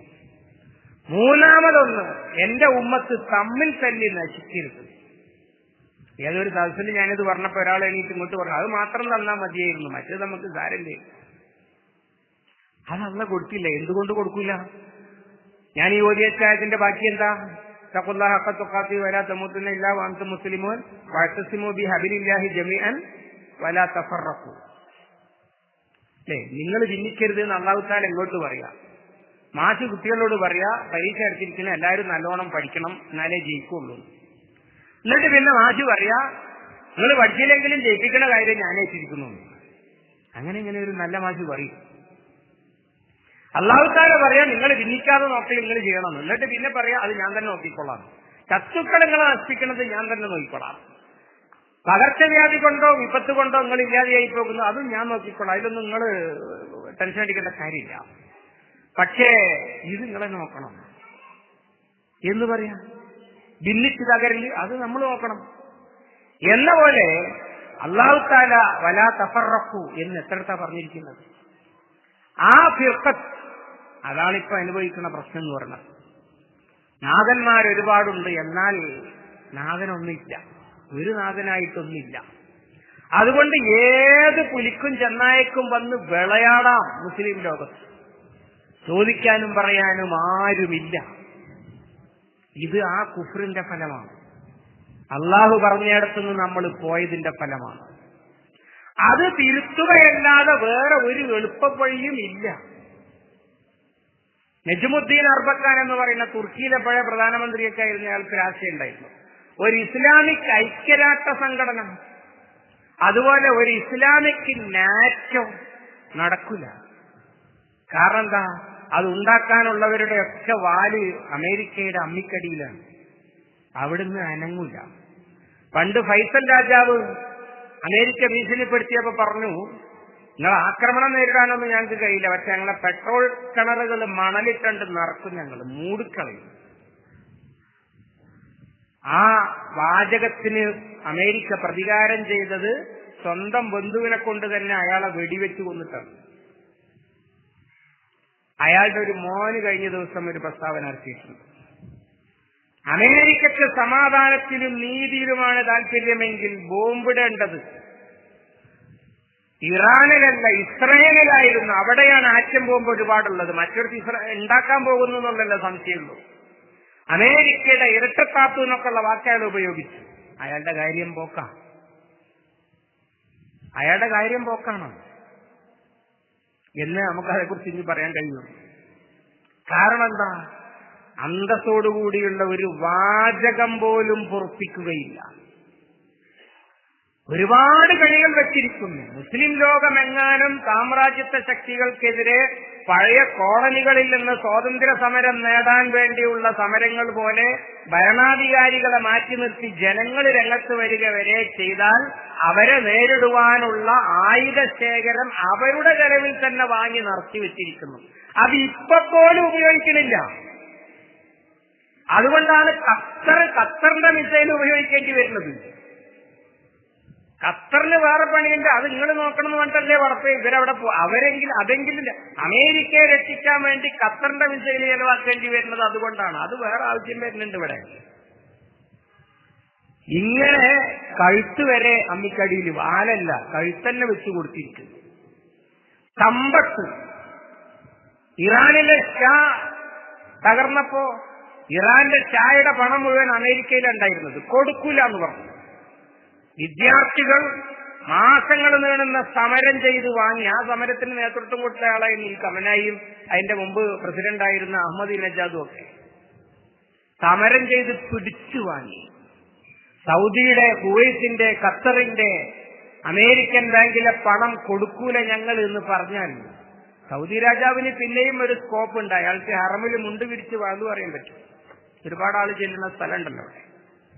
പലമോ ഉമ്മത്തെ സയ്യിദിന മുഹമ്മദും ഒക്കെ നീട്ടിയോതി അവിടെ ഒരു മുണ്ടും പിരിച്ചാൽ ചിലപ്പോ മുഅ്മിനീങ്ങൾ ജീവിക്കാനുള്ള വക മുസ്ലിങ്ങൾ കൊണ്ടേ കൊടുക്കും. മുസ്ലിങ്ങളല്ലാത്തവരും. എന്റെ ഒരു സുഹൃത്തെ ഹജ്ജിന് പോവുകയാണെന്ന് പറഞ്ഞപ്പോ അവന്റെ പലർക്കടയിൽ വെളിച്ചെണ്ണ സപ്ലൈ ചെയ്യണ ഒരു ഹിന്ദു ഒരു കുപ്പി വെളിച്ചെണ്ണ മക്കത്ത് കൊടുക്കണം തോന്നും അവന്റെ വകയിട്ട് എന്ന പോലൊക്കെ സാധ്യതയുണ്ട്. ബാക്കി ഈ ദുബായ് എന്താ ചെയ്യാൻ പോണത്? ഒരു ചുക്കും ചെയ്യാൻ കഴിയില്ല. ഇത്ര തരത്തിലാണ് മുസ്ലിം ലോകം ഇപ്പോഴുള്ളത്. നിന്യത തളം കെട്ടി നിൽക്കുകയാണ്. നിന്യതയുടെ കൊടുങ്കാറ്റ് വീശാൻ പോകുകയാണ്. ഇവിടെയാണ് നമ്മൾ ആലോചിച്ചാൽ മനസ്സിലാക്കാൻ കഴിയുക, അല്ലാഹു സുബ്ഹാനഹു വ തആല അവന്റെ ഉമ്മത്തിനെ റീബിൽഡ് ചെയ്യാൻ പോകുന്നു എന്നാണ് തോന്നുന്നത്. അല്ലാഹു യസ്തബ്ദിൽ ഖൗമൻ ഗൈറക്കും, വേറെ ആളെ കൊണ്ടുവരും. വൈൻ തവല്ലൗ യസ്തബ്ദിൽ ഖൗമൻ ഗൈറ, നിങ്ങൾ ദീനിൽ നിന്ന് പിന്തിരിയുകയാണെങ്കിൽ വേറെ ആളെ കൊണ്ടുവരും. അള്ളാന്റെ താക്കീതാണ്. കയ്യും കെട്ടി നോക്കിയിരിക്കുകയല്ല. എത്ര സ്ഥലത്താണ് വല്ലാഹു ബിമാ തഅമലൂന ബസീർ, വല്ലാഹു ബിമാ യഅമലൂന ഖബീർ എന്നൊക്കെ പറയുന്നത്. നോക്കിയിരിക്കുകയില്ല, പക്ഷേ ഒരു ലിമിറ്റൊക്കെ കൊടുക്കും. എത്രത്തോളം പോകുമെന്ന് നോക്കാമല്ലോ. ഈ റീബിൽഡിൽ ഇനി നമുക്ക് ചെയ്യാൻ കഴിയുന്ന ഒരു കാര്യമുണ്ട്. അതെന്താ? അത് റീബിൽഡ് ചെയ്യുമ്പോൾ ഒഴിവാക്കാത്ത ചില സാധനങ്ങളുണ്ട്. നമ്മൾ വീട് പൊളിച്ചു പണിയുമ്പോൾ തറക്കല്ലടക്കം മാന്തി പുതിയ വീട് കിട്ടുകയാണ് ചെയ്യുക.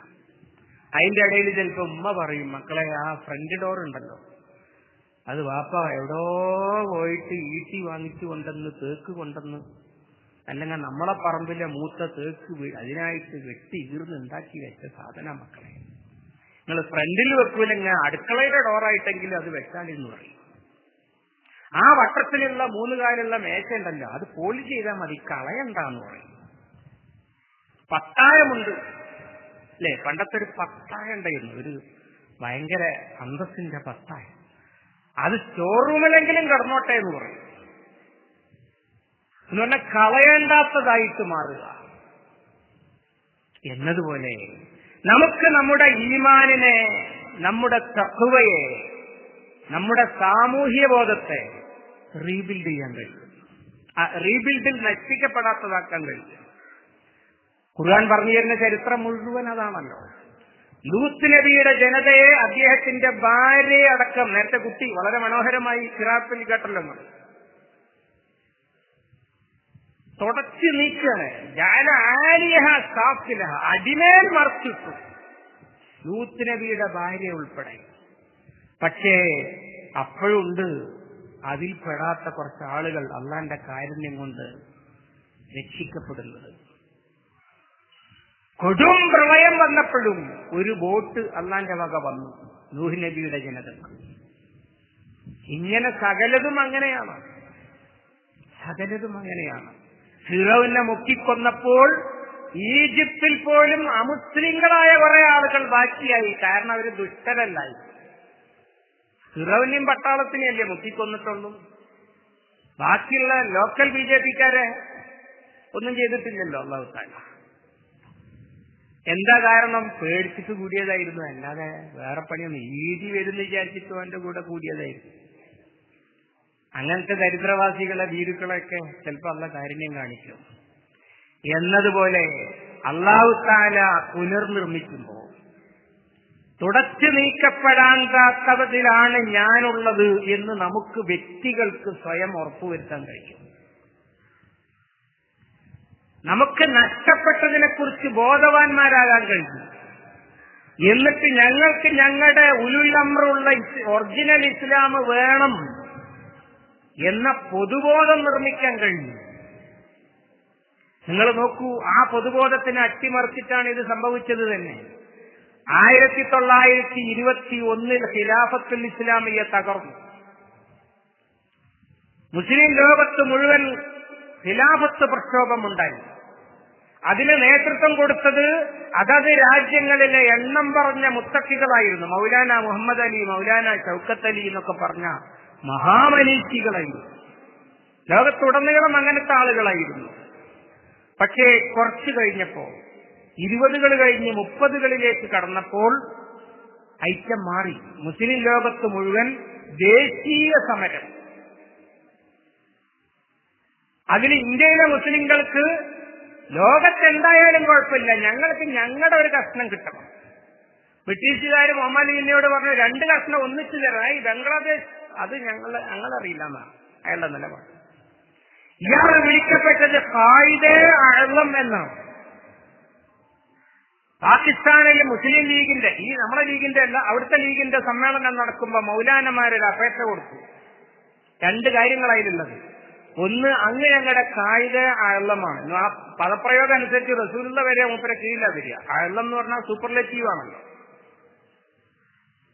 റസൂലുള്ളാഹിനെ കുറിച്ച് അല്ലാഹു തആല വഇന്നക ലഅലാ ഖുലുഖിൻ അലീമിനെ പറഞ്ഞിട്ടുണ്ട്. ഗ്രാമർ അറിയണവർക്ക് അറിയും അല്ലെ? അലീമിന്റെ മുകളിലാണ് അഅ്ലം. റസൂലുള്ള ഖുലുഖിൻ അലീം, മുഹമ്മദിന്റെ ഖായിദെ അഅ്ലം. അങ്ങൊന്ന് നിസ്കരിക്കണം, അതാണ് ഒന്നാമത്തെ അപേക്ഷ. 2, നമ്മുടെ സമ്മേളനത്തിൽ നിസ്കരിക്കാനൊക്കെ ഒരു സമയം തരണം. രണ്ടാമത്തെ മറുപടിയാണ് ആദ്യം പറയുന്നത്. ഇത് രാഷ്ട്രീയ സമ്മേളനമാണ്, ഇതിൽ മതചടങ്ങിന് സമയം അനുവദിക്കുന്ന പ്രശ്നമില്ല. ഇവിടെ മുസ്ലിങ്ങൾ എന്തെങ്കിലും പറയുമ്പോൾ അതിന് പാകിസ്ഥാനിൽ പോകണമെന്ന് പറയണ ഈ പാകിസ്ഥാനിൽ. പിന്നെ ഞാൻ നിസ്കരിക്കുന്ന കാര്യമില്ല, അത് നമുക്ക് ആലോചിക്കാം. ഇതാണ് മറുപടി. അയാളെ കുറ്റപ്പെടുത്താനല്ല ഞാനിത് പറഞ്ഞു. അങ്ങനത്തെ ഒരാള് തലപ്പത്തിരിക്കാൻ യോഗ്യരാകൽ എപ്പോഴാണ്? അത് ദുനിയാവിന്റെ കാര്യമല്ലേ? അല്ലെ? ഇങ്ങനെയാണ് സാമൂഹ്യ കാര്യത്തിൽ നമ്മുടെ ദീനീ ചിന്ത. അങ്ങനെയാണ്. ഇവിടെ പള്ളിയില്ല, നമുക്കിവിടെ ഒരു പള്ളി വേണം. ഇവിടെ മദ്രസ ഇല്ല, ഇവിടെ നമുക്കിവിടെ ഒരു മദ്രസ വേണം. ഇങ്ങനൊക്കെ നമ്മൾ ചിന്തിക്കും. പക്ഷെ ഇവിടുത്തെ സമൂഹത്തിനെ നിയന്ത്രിക്കുന്നത് പടച്ചവനെപ്പേടിയൊന്നും ഇല്ലാത്ത ആളുകളാണ്. അതിന് മാറണം എന്ന് എപ്പോഴെങ്കിലും നമ്മൾ പള്ളിക്കിരുന്ന് ചിന്തിച്ചിട്ടുണ്ടോ? കഴിഞ്ഞ ദിവസം ഒരു സുഹൃത്ത് എന്നോട് ഇങ്ങോട്ട് പറഞ്ഞു, ഇവിടെ ഇരിക്കുന്ന സുഹൃത്തിനെ തോന്നുന്നുണ്ട്, ഈ രാഷ്ട്രീയക്കാരുള്ളിടത്തോളം കാലം നമ്മുടെ രാജ്യം രക്ഷപ്പെടൂല അല്ലേ? ഞാൻ അവരോട് മറുപടിയും പറഞ്ഞു, അങ്ങനെയല്ല. ഈ നാട്ടിലെ നല്ല മനുഷ്യന്മാർ രാഷ്ട്രീയത്തിൽ ഇറങ്ങാത്തോളം കാലം ഈ രാജ്യം രക്ഷപ്പെടൂല. നമ്മുടെ റഹ്മത്തുള്ളാഹി അലൈഹി ചെല്ലുന്ന മൗലാന മുഹമ്മദ് അലി, മൗലാന ഷൗക്കത്ത് അലി, അല്ലാമ ഇഖ്ബാൽ, മൗലാന അബുൽ കലാം ആസാദ് മുഫസ്സിർ കൂടിയാണ്. ഇവരൊക്കെ എന്തായിരുന്നു? കച്ചറ രാഷ്ട്രീയക്കാരായിരുന്നു അവരൊക്കെ? അല്ലല്ലോ. അവരാത്മാർത്ഥതയോടുകൂടി രംഗത്തിറങ്ങിയപ്പോഴാണ് ഈ ഉള്ള സ്വാതന്ത്ര്യം നമുക്ക് കിട്ടിയത്. എന്നിട്ടിപ്പോ നമ്മൾ പറയണത് അതൊക്കെ ദുനിയാവിന്റെ കാര്യം, അതിനൊക്കെ വെറുതെ ഇങ്ങനെ തട്ടിച്ച് സമയം കളയണോ? അതിനൊക്കെ വെറുതെ മെനക്കെടേണ്ട കാര്യമുണ്ടോ? അതൊന്നും ഇനി നന്നാവില്ല. നമ്മൾ വല്ല ദിക്റും സലാത്തും ഒന്നുകിൽ ഈ ആത്മീയത എന്ന് പറയുന്ന സാധനം തന്നെ ഇസ്ലാമിൽ ഇല്ല കേട്ടോ. നിങ്ങൾ എന്ത് വിചാരിച്ചാലും തരത്തിലില്ല, എനിക്ക് പറഞ്ഞേ പറ്റുള്ളൂ. ആത്മീയത എന്ന് പറഞ്ഞിട്ട് ഒന്നും ഇസ്ലാമിൽ ഇല്ല. ആത്മീയതയുടെ അറബി എന്താ അറബി? ജാബിർ സാറേ, റൂഹിയ അല്ലെങ്കിൽ റൂഹാനിയ, ഇതല്ലേ പറയാൻ പറ്റുള്ളൂ. നിങ്ങൾ ഗൂഗിള് എടുത്തിട്ട് അറബിയിൽ റൂഹിയാന്നും റൂഹാനിയാന്നൊന്ന് അടിച്ചു നോക്കി എവിടെ എത്താന്ന് ക്രിസ്ത്യാനികളുടെ ഏതോ വെബ്സൈറ്റിലെത്തും. മലയാളത്തിൽ ആത്മീയത എന്ന് എഴുതി ആത്മീയ യാത്ര KP യോഹന്നാന്റെ അവിടെ. ഇസ്ലാമിൽ ആത്മീയതയില്ല. പിന്നെ ഇസ്ലാമിലുള്ളത് എന്താണ്? ഈമാന്, ഇസ്ലാം, ഇഹ്സാന്, പിന്നെ തഖ്വ, സിക്ർ, ഫിക്ർ. ഇത് എവിടെയൊക്കെ വേണം? മറ്റേ ആത്മീയത പള്ളിക്കലെ ആത്മീയതയല്ലേ. ഖുർആൻ പറയുന്ന ഈമാനും ഇസ്ലാമും ഇഹ്സാനും തഖ്വയും സിക്റും ഫിക്റും ഒക്കെ അത് ഖുർആനിൽ തന്നെ പറഞ്ഞ ഏറ്റവും കൂടുതൽ തവണ തഖ്വ പറഞ്ഞത് ബിസിനസ്സിലാണ് അല്ലേ? ആയത്തുദ്ദൈനും അത് ബിസിനസ്സിലായത്തല്ലേ. അല്ല പള്ളി ആയത്തുദ്ദൈനും കൂടി എന്താ ബന്ധോ? പള്ളിക്കെന്നാർക്കാ കടം കൊടുക്കല്? പള്ളിന്നാരാ കടം വാങ്ങല്? അങ്ങനെ ഇല്ലല്ലോ. വല്ല വേങ്ങട്ട കണക്കേറ്റുണ്ടാവുന്നല്ലാതെ വേറെന്താ ഇടപാട് അവിടെ എഴുതിയേക്കാണ്ടത്?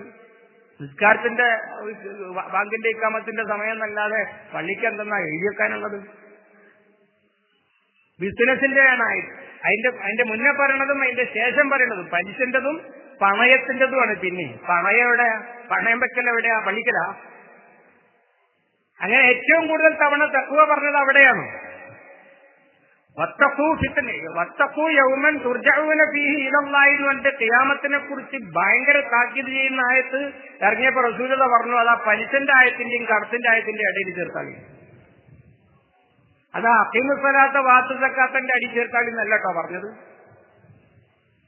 അവിടെ അല്ല പരലോകത്തെ കുറിച്ച് അല്ല ഭീഷണിപ്പെടുത്തുന്നത്, പലിശന്റെയും കടത്തിന്റെയും ഇടയിലാണ്. പിന്നെ യുദ്ധത്തിൽ എന്താ ആത്മീയത? യുദ്ധത്തിൽ എന്തെന്നാ?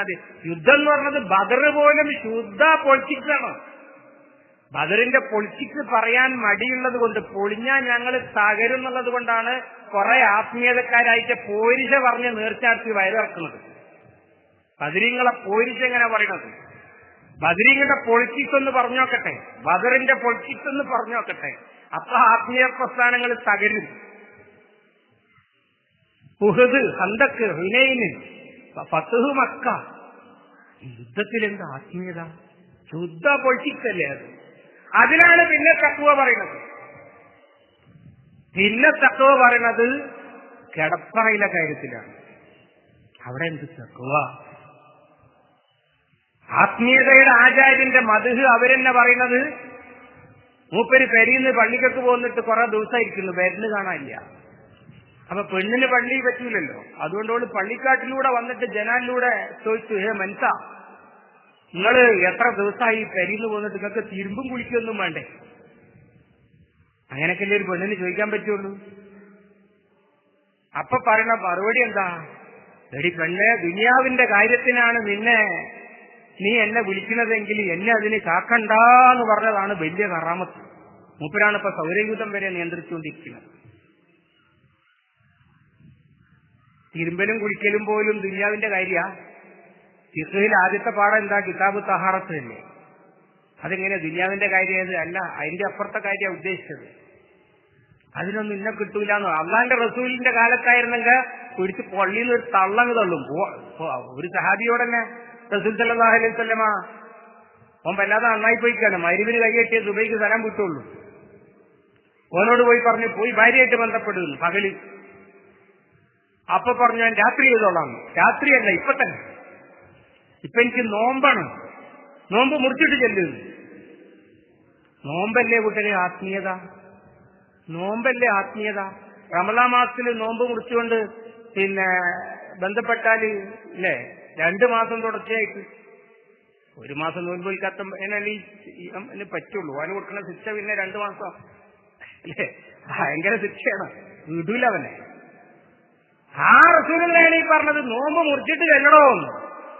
ഇതെങ്ങനെ ആത്മീയതയാകാ കൂട്ടരെ? പിന്നെ റസൂൽ സല്ലല്ലാഹു അലൈഹി വസല്ലമ സ്വന്തം തന്നെ എത്ര പെണ്ണാ കെട്ടിയിരിക്കുന്നത്? ഇത് പെണ്ണ് കെട്ടാത്തതാണ് ആത്മീയതയായിട്ട്. കെട്ടിയ പെണ്ണിനെ വഴിയാധാരാക്കിയിട്ടാണ് ആത്മീയത. മറ്റതോ? ഇതിലെവിടെ ഈ പറയുന്ന ആത്മീയത? അതേ സമയത്ത് ഈമാന്, ഇസ്ലാമ്, ഇഹ്സാന്, തഖ്വ, ദിക്ർ, ഫിക്ർ, ഇതൊക്കെ ദീനുൽ ഇസ്ലാമിലുള്ളതാണ്, ഒരു സംശയമില്ല. അത് ഈ വക കാര്യത്തിൽ എല്ലായിടത്തും വേണം. അതെങ്ങനെയാണ് നമ്മുടെ ഈ പള്ളിയിലേക്കും നിസ്കാരത്തിലേക്കും മാത്രം ചുരുങ്ങിയത്? അവിടുന്നാണ് നമ്മുടെ തകർച്ച ആരംഭിക്കുന്നത്. അതെന്തെങ്കിലും ആയിക്കോട്ടെ, ദുനിയാവ് എന്തെങ്കിലും ആയിക്കൊള്ളട്ടെ, നമ്മൾ പള്ളി മദ്രസ കാരണം അത് വളരെ സേഫ് സോണാണ്. ഈ സേഫ് സോൺ സേഫ് സോൺ ആത്മീയതയുടെ വക്താക്കളായിരുന്നു നബി സല്ലല്ലാഹു അലൈഹി വസല്ലമയുടെ കാലത്തെ ജൂത പുരോഹിതന്മാരും ക്രിസ്ത്യൻ പുരോഹിതന്മാരും. റസൂലുള്ളാഹിന്റെ ഒപ്പം ദീനായിട്ട് നടക്കുക എന്ന് പറഞ്ഞാൽ എടങ്ങേറ് പിടിച്ചൊരു പണിയാണ്. നിങ്ങൾ ആലോചിച്ച് നോക്കി, ആ 23 കൊല്ലം ആ മനുഷ്യൻ സല്ലല്ലാഹു അലൈഹി വസല്ലം ഒന്ന് അടങ്ങിയിരുന്നിട്ടുണ്ടാവും, ഒന്ന് സ്വസ്ഥായിട്ട് കിടന്നുറങ്ങിയിട്ടുണ്ടാവും, ഒന്ന് വയറു നിറയെ ഭക്ഷണം കഴിച്ചിട്ടുണ്ടാവും? ഒന്നുമില്ലല്ലോ. കൂടെ കൂടിയവരും അങ്ങനെ തന്നെയാണ്. ഒന്ന് വിശ്രമിച്ചിട്ടുണ്ടോ? അതുകൊണ്ട് പിൽക്കാലത്ത് വിശ്രമിക്കാൻ അവസരം കിട്ടിയപ്പോ, പിൽക്കാലത്ത് നല്ല ഭക്ഷണം കണ്ടപ്പോ അനുയായികൾ കരയാണ് ഇരുന്നിട്ടത്. മേശപ്പുറത്ത് ഭക്ഷണം കണ്ടിട്ട് ചാടി കരയാണ്. എന്നിട്ട് എന്താ പറയണത്? ഇതൊന്നും കാണാതെയാണല്ലോ അല്ലാഹുവിന്റെ റസൂല് വഫാത്തായി പോയത്. ഇങ്ങനത്തെ ഒരു ഐക്യം കണ്ടിട്ടില്ലല്ലോ. ആ റസൂലുള്ളാഹിന്റെ കൂടെ കൂടല് അതൊരു രസമില്ല. അപ്പണ്ട് മറ്റേ പുറത്ത് വേറൊരു ക്യൂ സ്വർഗത്തിലേക്കുള്ള നല്ല ഇത്തിരിയിട്ട് ഉജാലമുക്കി കഞ്ഞിമുക്കി വെയിലുകൊള്ളാതെ വേർക്കാത്ത ഒരാത്മീയത, വെയിലുകൊള്ളാണ്ടാത്ത വേർക്കേണ്ടതില്ലാത്ത അല്ലേ, ബഹുമാനപ്പെട്ടവരിങ്ങനെ എഴുന്നള്ളിച്ചുകൊണ്ട് നടക്കപ്പെടുന്ന ഒരാത്മീയ സ്വർഗത്തിന്റെ വഴിയുണ്ട്. അങ്ങനത്തെ മുഴുവൻ അല്ലാഹു തആല പറയും അവര് നരകത്തിലാണ്. അത് പഠിച്ച സൂറത്തിലില്ലേ, ഖദ് യൈസൽ കുഫാർ ഖദ് യൈസു കമാ യൈസൽ കുഫാർ അൻ അസ്ഹാബിൽ ഖുബൂർ. ഇപ്പൊ സമ്മാനം കൊടുക്കാൻ പോണ സൂറത്തിന്റെ അവസാനത്തിൽ അവര് ഖദ് യൈസു അനിൽ ആഖിറ അല്ലെ, പരലോകത്തിന്റെ കാര്യത്തിൽ അവര് നിരാശരായി കഴിഞ്ഞിരിക്കുന്നു. അതുകൊണ്ട് അവരെ വലിയാക്കണ്ടങ്ങള് എന്ന് അള്ളാഹ് പറയുന്നത് എന്തിനാ? അവരെ ചീത്ത പറയാനോ അവരെ വിമർശിക്കാനാണോ? അല്ല. ഈ പുരോഹിതന്മാർ അതും മതമല്ലേ, അതിലും വിശ്വാസമുണ്ടല്ലോ, അവരും ദൈവവിശ്വാസികളാണ്, അവരും പുണ്യപ്രവർത്തികളാണ്. അങ്ങനെ സ്വർഗത്തിലേക്ക് ഈ എടങ്ങേറാവുന്ന റസൂലുള്ളാഹിന്റെ ദീനല്ലാത്ത വേറെ ഒരു ബൈപ്പാസ് വേണ്ട, അതിനെന്താ പറയാ, ലോങ് പാസ്, കുറച്ച് വളഞ്ഞ വഴിക്ക് 2 ദിവസം വൈകിട്ടെങ്കിലും സ്വർഗത്തിലെത്താൻ വേറൊരു വഴിയുണ്ട് എന്ന് എങ്കിലും അറിഞ്ഞാൽ ആളുകൾ അതാ സ്വീകരിക്കാം. കുറച്ചു ദിവസം വൈകിയാലും വേണ്ടില്ല, ഇത് വയ്യ, അതിനേക്കാളും സുഖം അതാണ്. അതാകുമ്പോ ഇങ്ങനെ ചെല്ലല് പറയല് ഒക്കെ ചെയ്തുകൊണ്ട് നല്ല നല്ല കാര്യങ്ങളൊക്കെ പറഞ്ഞ് നല്ലതൊക്കെ ചൊല്ലി അതിന്റെ കണക്കൊക്കെ പിടിച്ച് ഇങ്ങനെ അല്ലേ, നമ്മൾ ആലോചിക്കേണ്ടതാണ്. അങ്ങനത്തെ ഒരു ദീൻ ഉണ്ടാവില്ല കേട്ടോ. ആ ദീനാണ് ഈ പൊളിയണത്. എന്നിട്ട് ഇത് എവിടെ എത്തിയിരിക്കുന്നു എന്നറിയോ? ഇനിയുള്ള കാലത്ത് മൂമിനാകണമെങ്കിൽ മൂമിന് തന്നെ ആകേണ്ടി വരും. കാലത്തിന്റെ അഅറാബു ആമന്ന കുല്ലം തൂമിനോ വലാക്കിൻ ഖൂലു അസ്ലംന. അഅറാബികൾ വന്നിട്ട് ഞങ്ങൾ മൂമിനാണ് എന്ന് അതവിടെ വെച്ചാൽ നബി അവരോട് പറഞ്ഞേക്കൂ, എല്ലാം തൂമിനു, നിങ്ങൾ മൂമിനൊന്നും ആയിട്ടില്ല, വെറുതെ ഇല്ലാത്തത് പറയാൻ നിൽക്കണ്ട. വലാക്കിൻ ഖൂലു അസ്ലംന, സമുദായത്തിൽ ഞങ്ങളുണ്ട് നിങ്ങൾ പറഞ്ഞു. എന്താ കാരണം? വലമ്മാ യദ്ഖുലുൽ ഈമാനു ഫീ ഖുലൂബിക്കും, നിങ്ങളുടെ ഹൃദയത്തിലേക്ക് ഈമാൻ കടന്നിട്ടില്ല. അതന്നെയാണ് പ്രശ്നം. പിന്നെന്താ, നിങ്ങൾ നല്ലത് ചെയ്യുകയാണെങ്കിൽ അതിനൊക്കെ കൂലിയൊക്കെ തരാം, പക്ഷെ മൂമിനാന്ന് പറയാൻ പറ്റണ്ട. ഞാൻ നേരത്തെ പറഞ്ഞ് ഇടയ്ക്ക് വിട്ടുപോയ കാര്യമുണ്ടല്ലോ, ഏത് മുത്തവല്ലി ഷഹറാവി അയാളോട് പറഞ്ഞു, അല്ലാഹു തആല പറഞ്ഞത് ശരി തന്നെയാണ്, മൂമിനീങ്ങൾക്കെതിരെ കാഫിറിന് ഒരു വഴി ഉണ്ടാക്കി കൊടുക്കൂല എന്നാണ്. എന്നിട്ടിപ്പോ ഉണ്ടായതോ ഞങ്ങൾ മൂമിനീങ്ങളല്ല, ഞങ്ങൾ മുസ്ലിങ്ങളെ ഉള്ളൂ. മുസ്ലിങ്ങൾക്കെതിരിൽ കാഫിറിനൊരു വഴി ഉണ്ടാക്കി കൊടുക്കൂല എന്ന് അല്ലാഹു തആല പറഞ്ഞിട്ടില്ല. മൂമിനീങ്ങൾക്കെതിരിൽ കാഫിറിനൊരു വഴി ഉണ്ടാക്കി കൊടുക്കൂല എന്നേ പറഞ്ഞിട്ടുള്ളൂ. മൂമിനാകാൻ കഴിഞ്ഞാൽ രക്ഷപ്പെടുന്ന അർത്ഥം. അല്ലെങ്കിലോ മുസ്ലിങ്ങളെ രക്ഷിക്കുന്ന കാര്യമൊന്നും അല്ലാഹു തആല ഏറ്റിട്ടില്ല. ഇനിയുള്ള കാലത്ത് ജീവിക്കണമെങ്കിൽ തന്നെ ഈമാന് വേണ്ടി വരും. പണ്ട് മോൾക്ക് മൊഫ്ത ഇടാൻ നല്ലൊരു മൊഫ്ത, അത് കുറച്ച് മുത്തും അല്ലേ, അതിന് കുറച്ച് ഡ്രോയിങ് വർക്കൊക്കെ ഉള്ളതാണെങ്കിൽ നല്ല കാണാൻ രസമുണ്ടെങ്കിൽ അവളങ്ങ് ഇട്ടോളുമായിരുന്നു. അതൊന്നും നടക്കില്ല. എന്തിനാണ് ഞാൻ ഈ മൊഫ്ത തലയിൽ ഇടുന്നത് എന്ന ബോധം തന്നെ അവൾക്ക് ഉണ്ടാക്കി കൊടുത്ത് അവളുടെ തീരുമാനമായിട്ട് മൊഫ്ത തലയിൽ ഇട്ട് കൊടുത്താൽ പിന്നെ അതവിടെ നിൽക്കും. അല്ലെങ്കിലോ അവള് തിരിച്ചു ഊരി വലിച്ചിങ്ങോട്ട് എറിയും. മമ്മാന്റെ കാര്യം നോക്കിയാൽ മതി, ഇതെന്റെ വ്യക്തി സ്വാതന്ത്ര്യമാണെന്നാണ്. നോമ്പ് വലിക്കാൻ പറഞ്ഞപ്പോ അല്ലേ, മക്കനെ ഇട്ടുകൊണ്ട് ബാംഗ്ലൂരിലേക്ക് പഠിക്കാൻ പോയ മോള് തിരിച്ചു വന്നപ്പോ ഉള്ള കാര്യം എന്താന്ന് വെച്ചാല് നിസ്കാരമില്ല, നോൻപില്ല, മക്കനയില്ല, ഇങ്ങനെ പലതും ഇല്ല. എന്താ കാരണം വെച്ചാൽ അത് എന്റെ കാര്യം ഞാനാണ് തീരുമാനിക്കുക. ഉമ്മ മക്കനിട്ടോ എനിക്ക് പ്രശ്നമില്ല, ഞാനത് വരാൻ വന്നിട്ടില്ല, എന്റെ തലയിൽ എന്താ ഇടേണ്ടതെന്ന് ഞാൻ തീരുമാനിക്കുക. നിസ്കാരം ഉമ്മ നിസ്കരിച്ചോ, ഞാൻ മുടക്കാനൊന്നും വരുന്നില്ല, അത് എന്റെ തീരുമാനമാണ്. നോമ്പ് അത് ഉമ്മ നോച്ചോ, എന്താ ഇവളെ ചെയ്യാന്നും പറഞ്ഞിട്ടാണ് ഉമ്മ ഫോൺ വിളിച്ച് കാര്യങ്ങൾ. അപ്പൊ ഞാൻ ബാപ്പാനോട് സംസാരിച്ചു. അപ്പം ബാപ്പാനോട് ഞാൻ പറഞ്ഞു, ഇത് ഈമാനില്ലാത്തതിന്റെ കുഴപ്പമാണ്, ഈ ഈമാൻ ഉണ്ടാക്കി കൊടുക്കണം.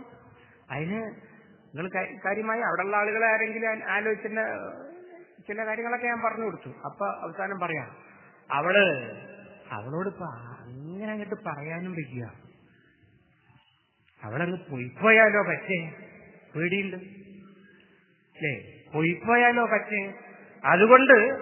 അതുകൊണ്ട് അങ്ങനെ കണ്ട് കീർത്തിച്ച് പറഞ്ഞുകൂടാ. എന്ത് നിസ്കരിച്ചേ പറ്റി. ഞാൻ പറഞ്ഞു കീർത്തിച്ച് പറയണ്ട, എന്താ നമസ്കാരം നിങ്ങൾ മനസ്സിലാക്കി കൊടുത്താൽ മതി. അത് മനസ്സിലാക്കി കൊടുക്കൽ ഇതുവരെ നിങ്ങൾ ചെയ്തിട്ടില്ലാത്തത് കൊണ്ടാണ്. ഈ നീന്താൻ അറിഞ്ഞിട്ട് വേണ്ടേ കുളത്തിലേക്ക് ഇറക്കാൻ.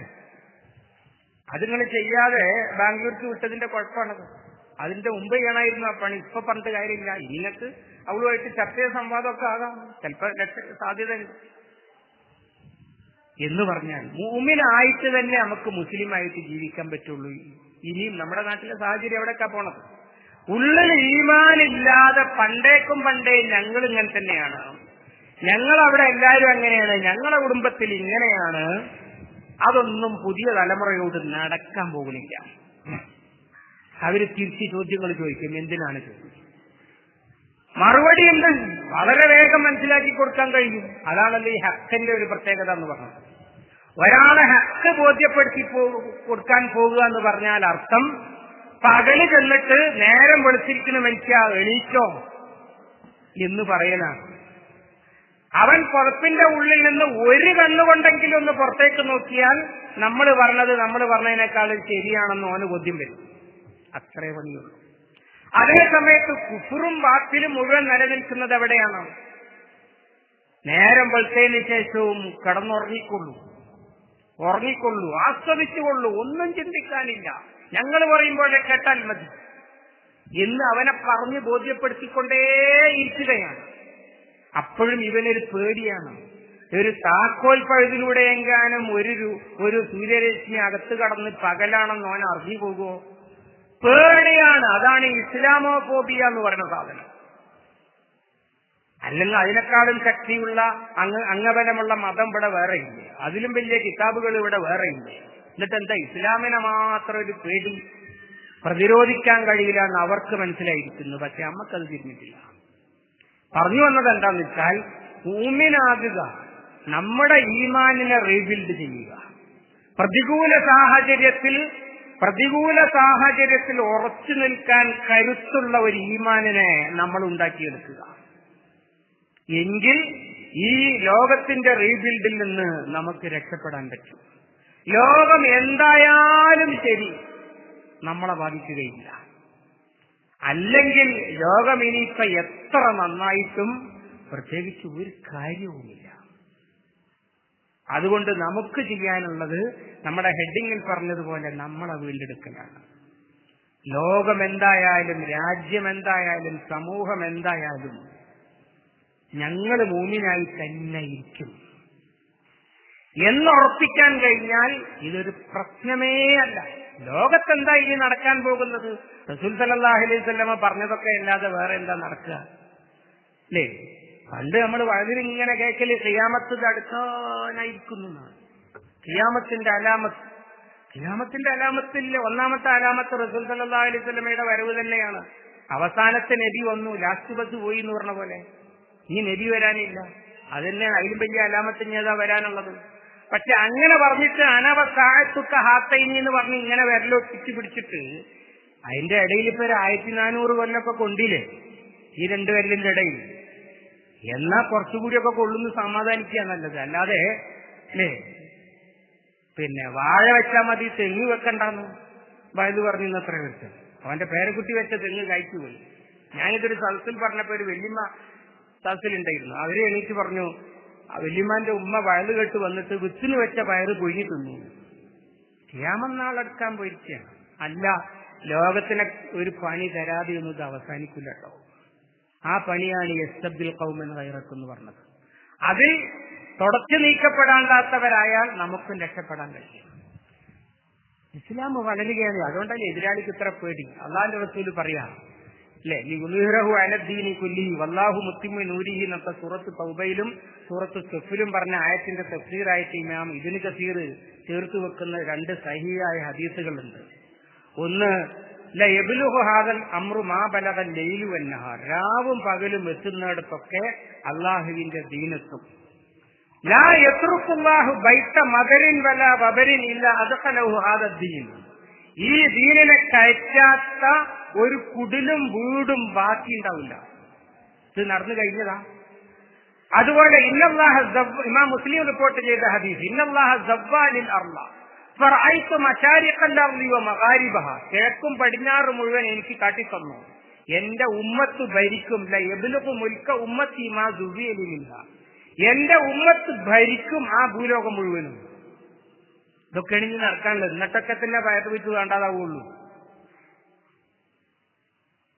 അപ്പൊ അതൊക്കെ അതിന്റെ വഴിക്ക് അള്ളാന്റെ സുന്നത്തനുസരിച്ച് നടക്കും. നമുക്കാകെ ചെയ്യാനുള്ളത് ഇങ്ങനെ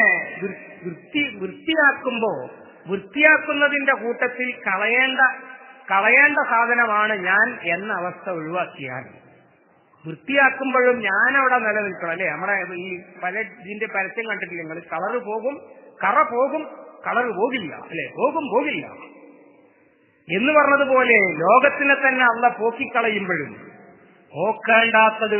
പോക്കിക്കളയേണ്ടാത്തതായിട്ട് മാറിയാൽ ഒരു ഭീഷണിയില്ല.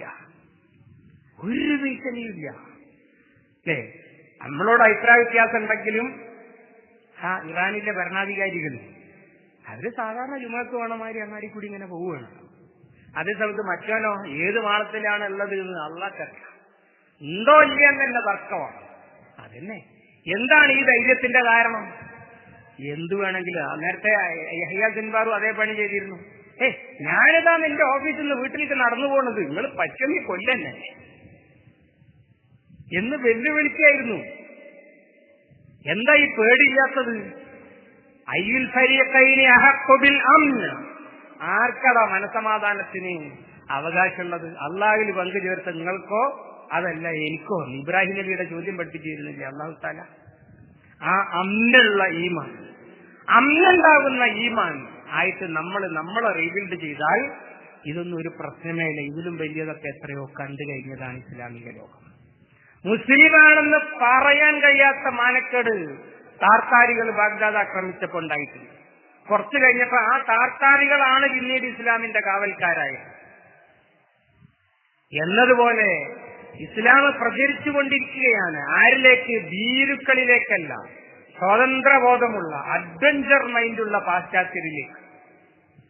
അഡ്വഞ്ചർ മൈൻഡുള്ള പാശ്ചാത്യർ ഇത് ഞങ്ങൾക്ക് വേണമെന്നൊക്കെ തീരുമാനിച്ചാൽ പിന്നെ നമ്മൾ ഒരു OBC കാർഡുമായിട്ട് ചലഞ്ച് ചെയ്തു അവരുടെ പിന്നാലെ. അവിടേക്കാണ് ലോകം പോണത്. അതിൽ തുടച്ചു നീക്കപ്പെടാണ്ടാത്ത വിധമാകയാൽ 2 കാര്യം: ഒന്ന്, നമുക്ക് ഭീഷണിയില്ല. 2, ഈ ഉള്ളതിന്റെ ഇടയിൽ നമുക്ക് ജീവിച്ചിരിക്കാൻ പറ്റും. ലോകത്ത് കുഫ്റ് പെരുകയാണ്, പക്ഷെ ഞാൻ മൂമിനാണ്, എന്റെ കുടുംബം മൂമിനാണ്, എന്റെ കുട്ടികൾ മൂമിനാണ് എങ്കിൽ അതെന്തെങ്കിലും ആയിക്കൊള്ളട്ടെ, നമ്മളെ ബാധിക്കുന്ന പ്രശ്നമേ അല്ല, ഞങ്ങളുടെ പണിയെടുത്തുകൊണ്ടിരിക്കും എന്ന് തീരുമാനിക്കാൻ കഴിയും നമുക്ക്. അതിന് ഒരു കുഴപ്പവും ഇവിടെ സംഭവിച്ചിട്ടില്ല.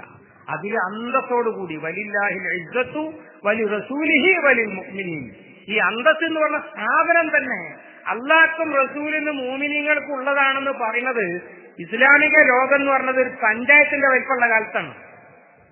56 അധികം രാജ്യങ്ങളും 200 കോടിയിൽ 220 കോടി ജനങ്ങളുള്ള കാലത്തല്ല.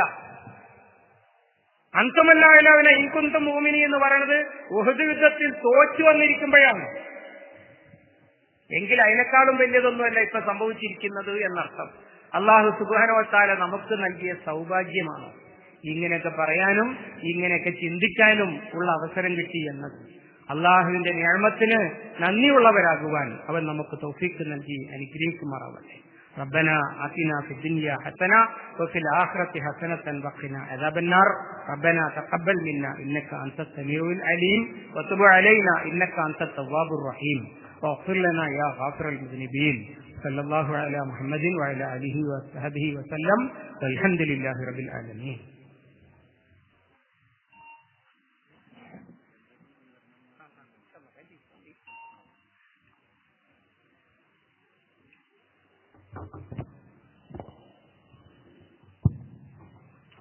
അസ്സലാമു അലൈക്കും വറഹ്മത്തുള്ളാഹി. ഇസ്സത്താണ് ഇസ്ലാം, വീണ്ടെടുപ്പാണ് റമളാൻ എന്ന തലക്കെട്ടിൽ നാസർ അബ്ദുള്ള സാഹിബിന്റെ പ്രഭാഷണമാണ് ഇപ്പോൾ സമാപിച്ചത്. 2 കാര്യങ്ങൾ കൂടി ബാക്കിയുണ്ട്. ഒന്ന്, നമ്മുടെ സൂറത്തുൽ മുംതഹിന ആസ്പദമാക്കി മഹലിന്റെ വിവിധ ഭാഗങ്ങളിൽ നടന്ന റമളാൻ പ്രശ്നോത്തരി വിജയികൾക്കുള്ള സമ്മാന വിതരണമാണ്. ഓരോ ഹൽക്കയിലെയും നാദിമാര് ഒന്ന് സ്റ്റേജിന്റെ അടുത്തോട്ട് വരണം. സമ്മാനദാനം നിർവഹിക്കുന്നത് നാസർ സാഹിബ് തന്നെയാണ്. അതിനുശേഷം SIO ജില്ലാ സെക്രട്ടേറിയറ്റ് അംഗം അലി നഷീദ് ഇവിടെ എത്തിയിട്ടുണ്ട്. അദ്ദേഹത്തെ SIO കുറിച്ചുള്ള ഒരു പ്രധാന കാര്യം നിങ്ങളെ അറിയിക്കാനുണ്ട്. സമ്മാനദാനം ആരംഭിക്കുകയാണ്.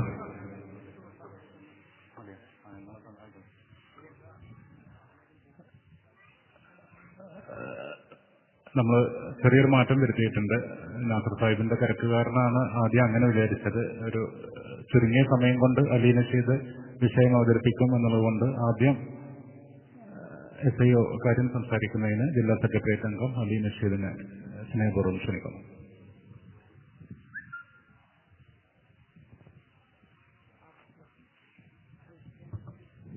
അസ്സലാമു അലൈക്കും വറഹ്മത്തുള്ളാഹി.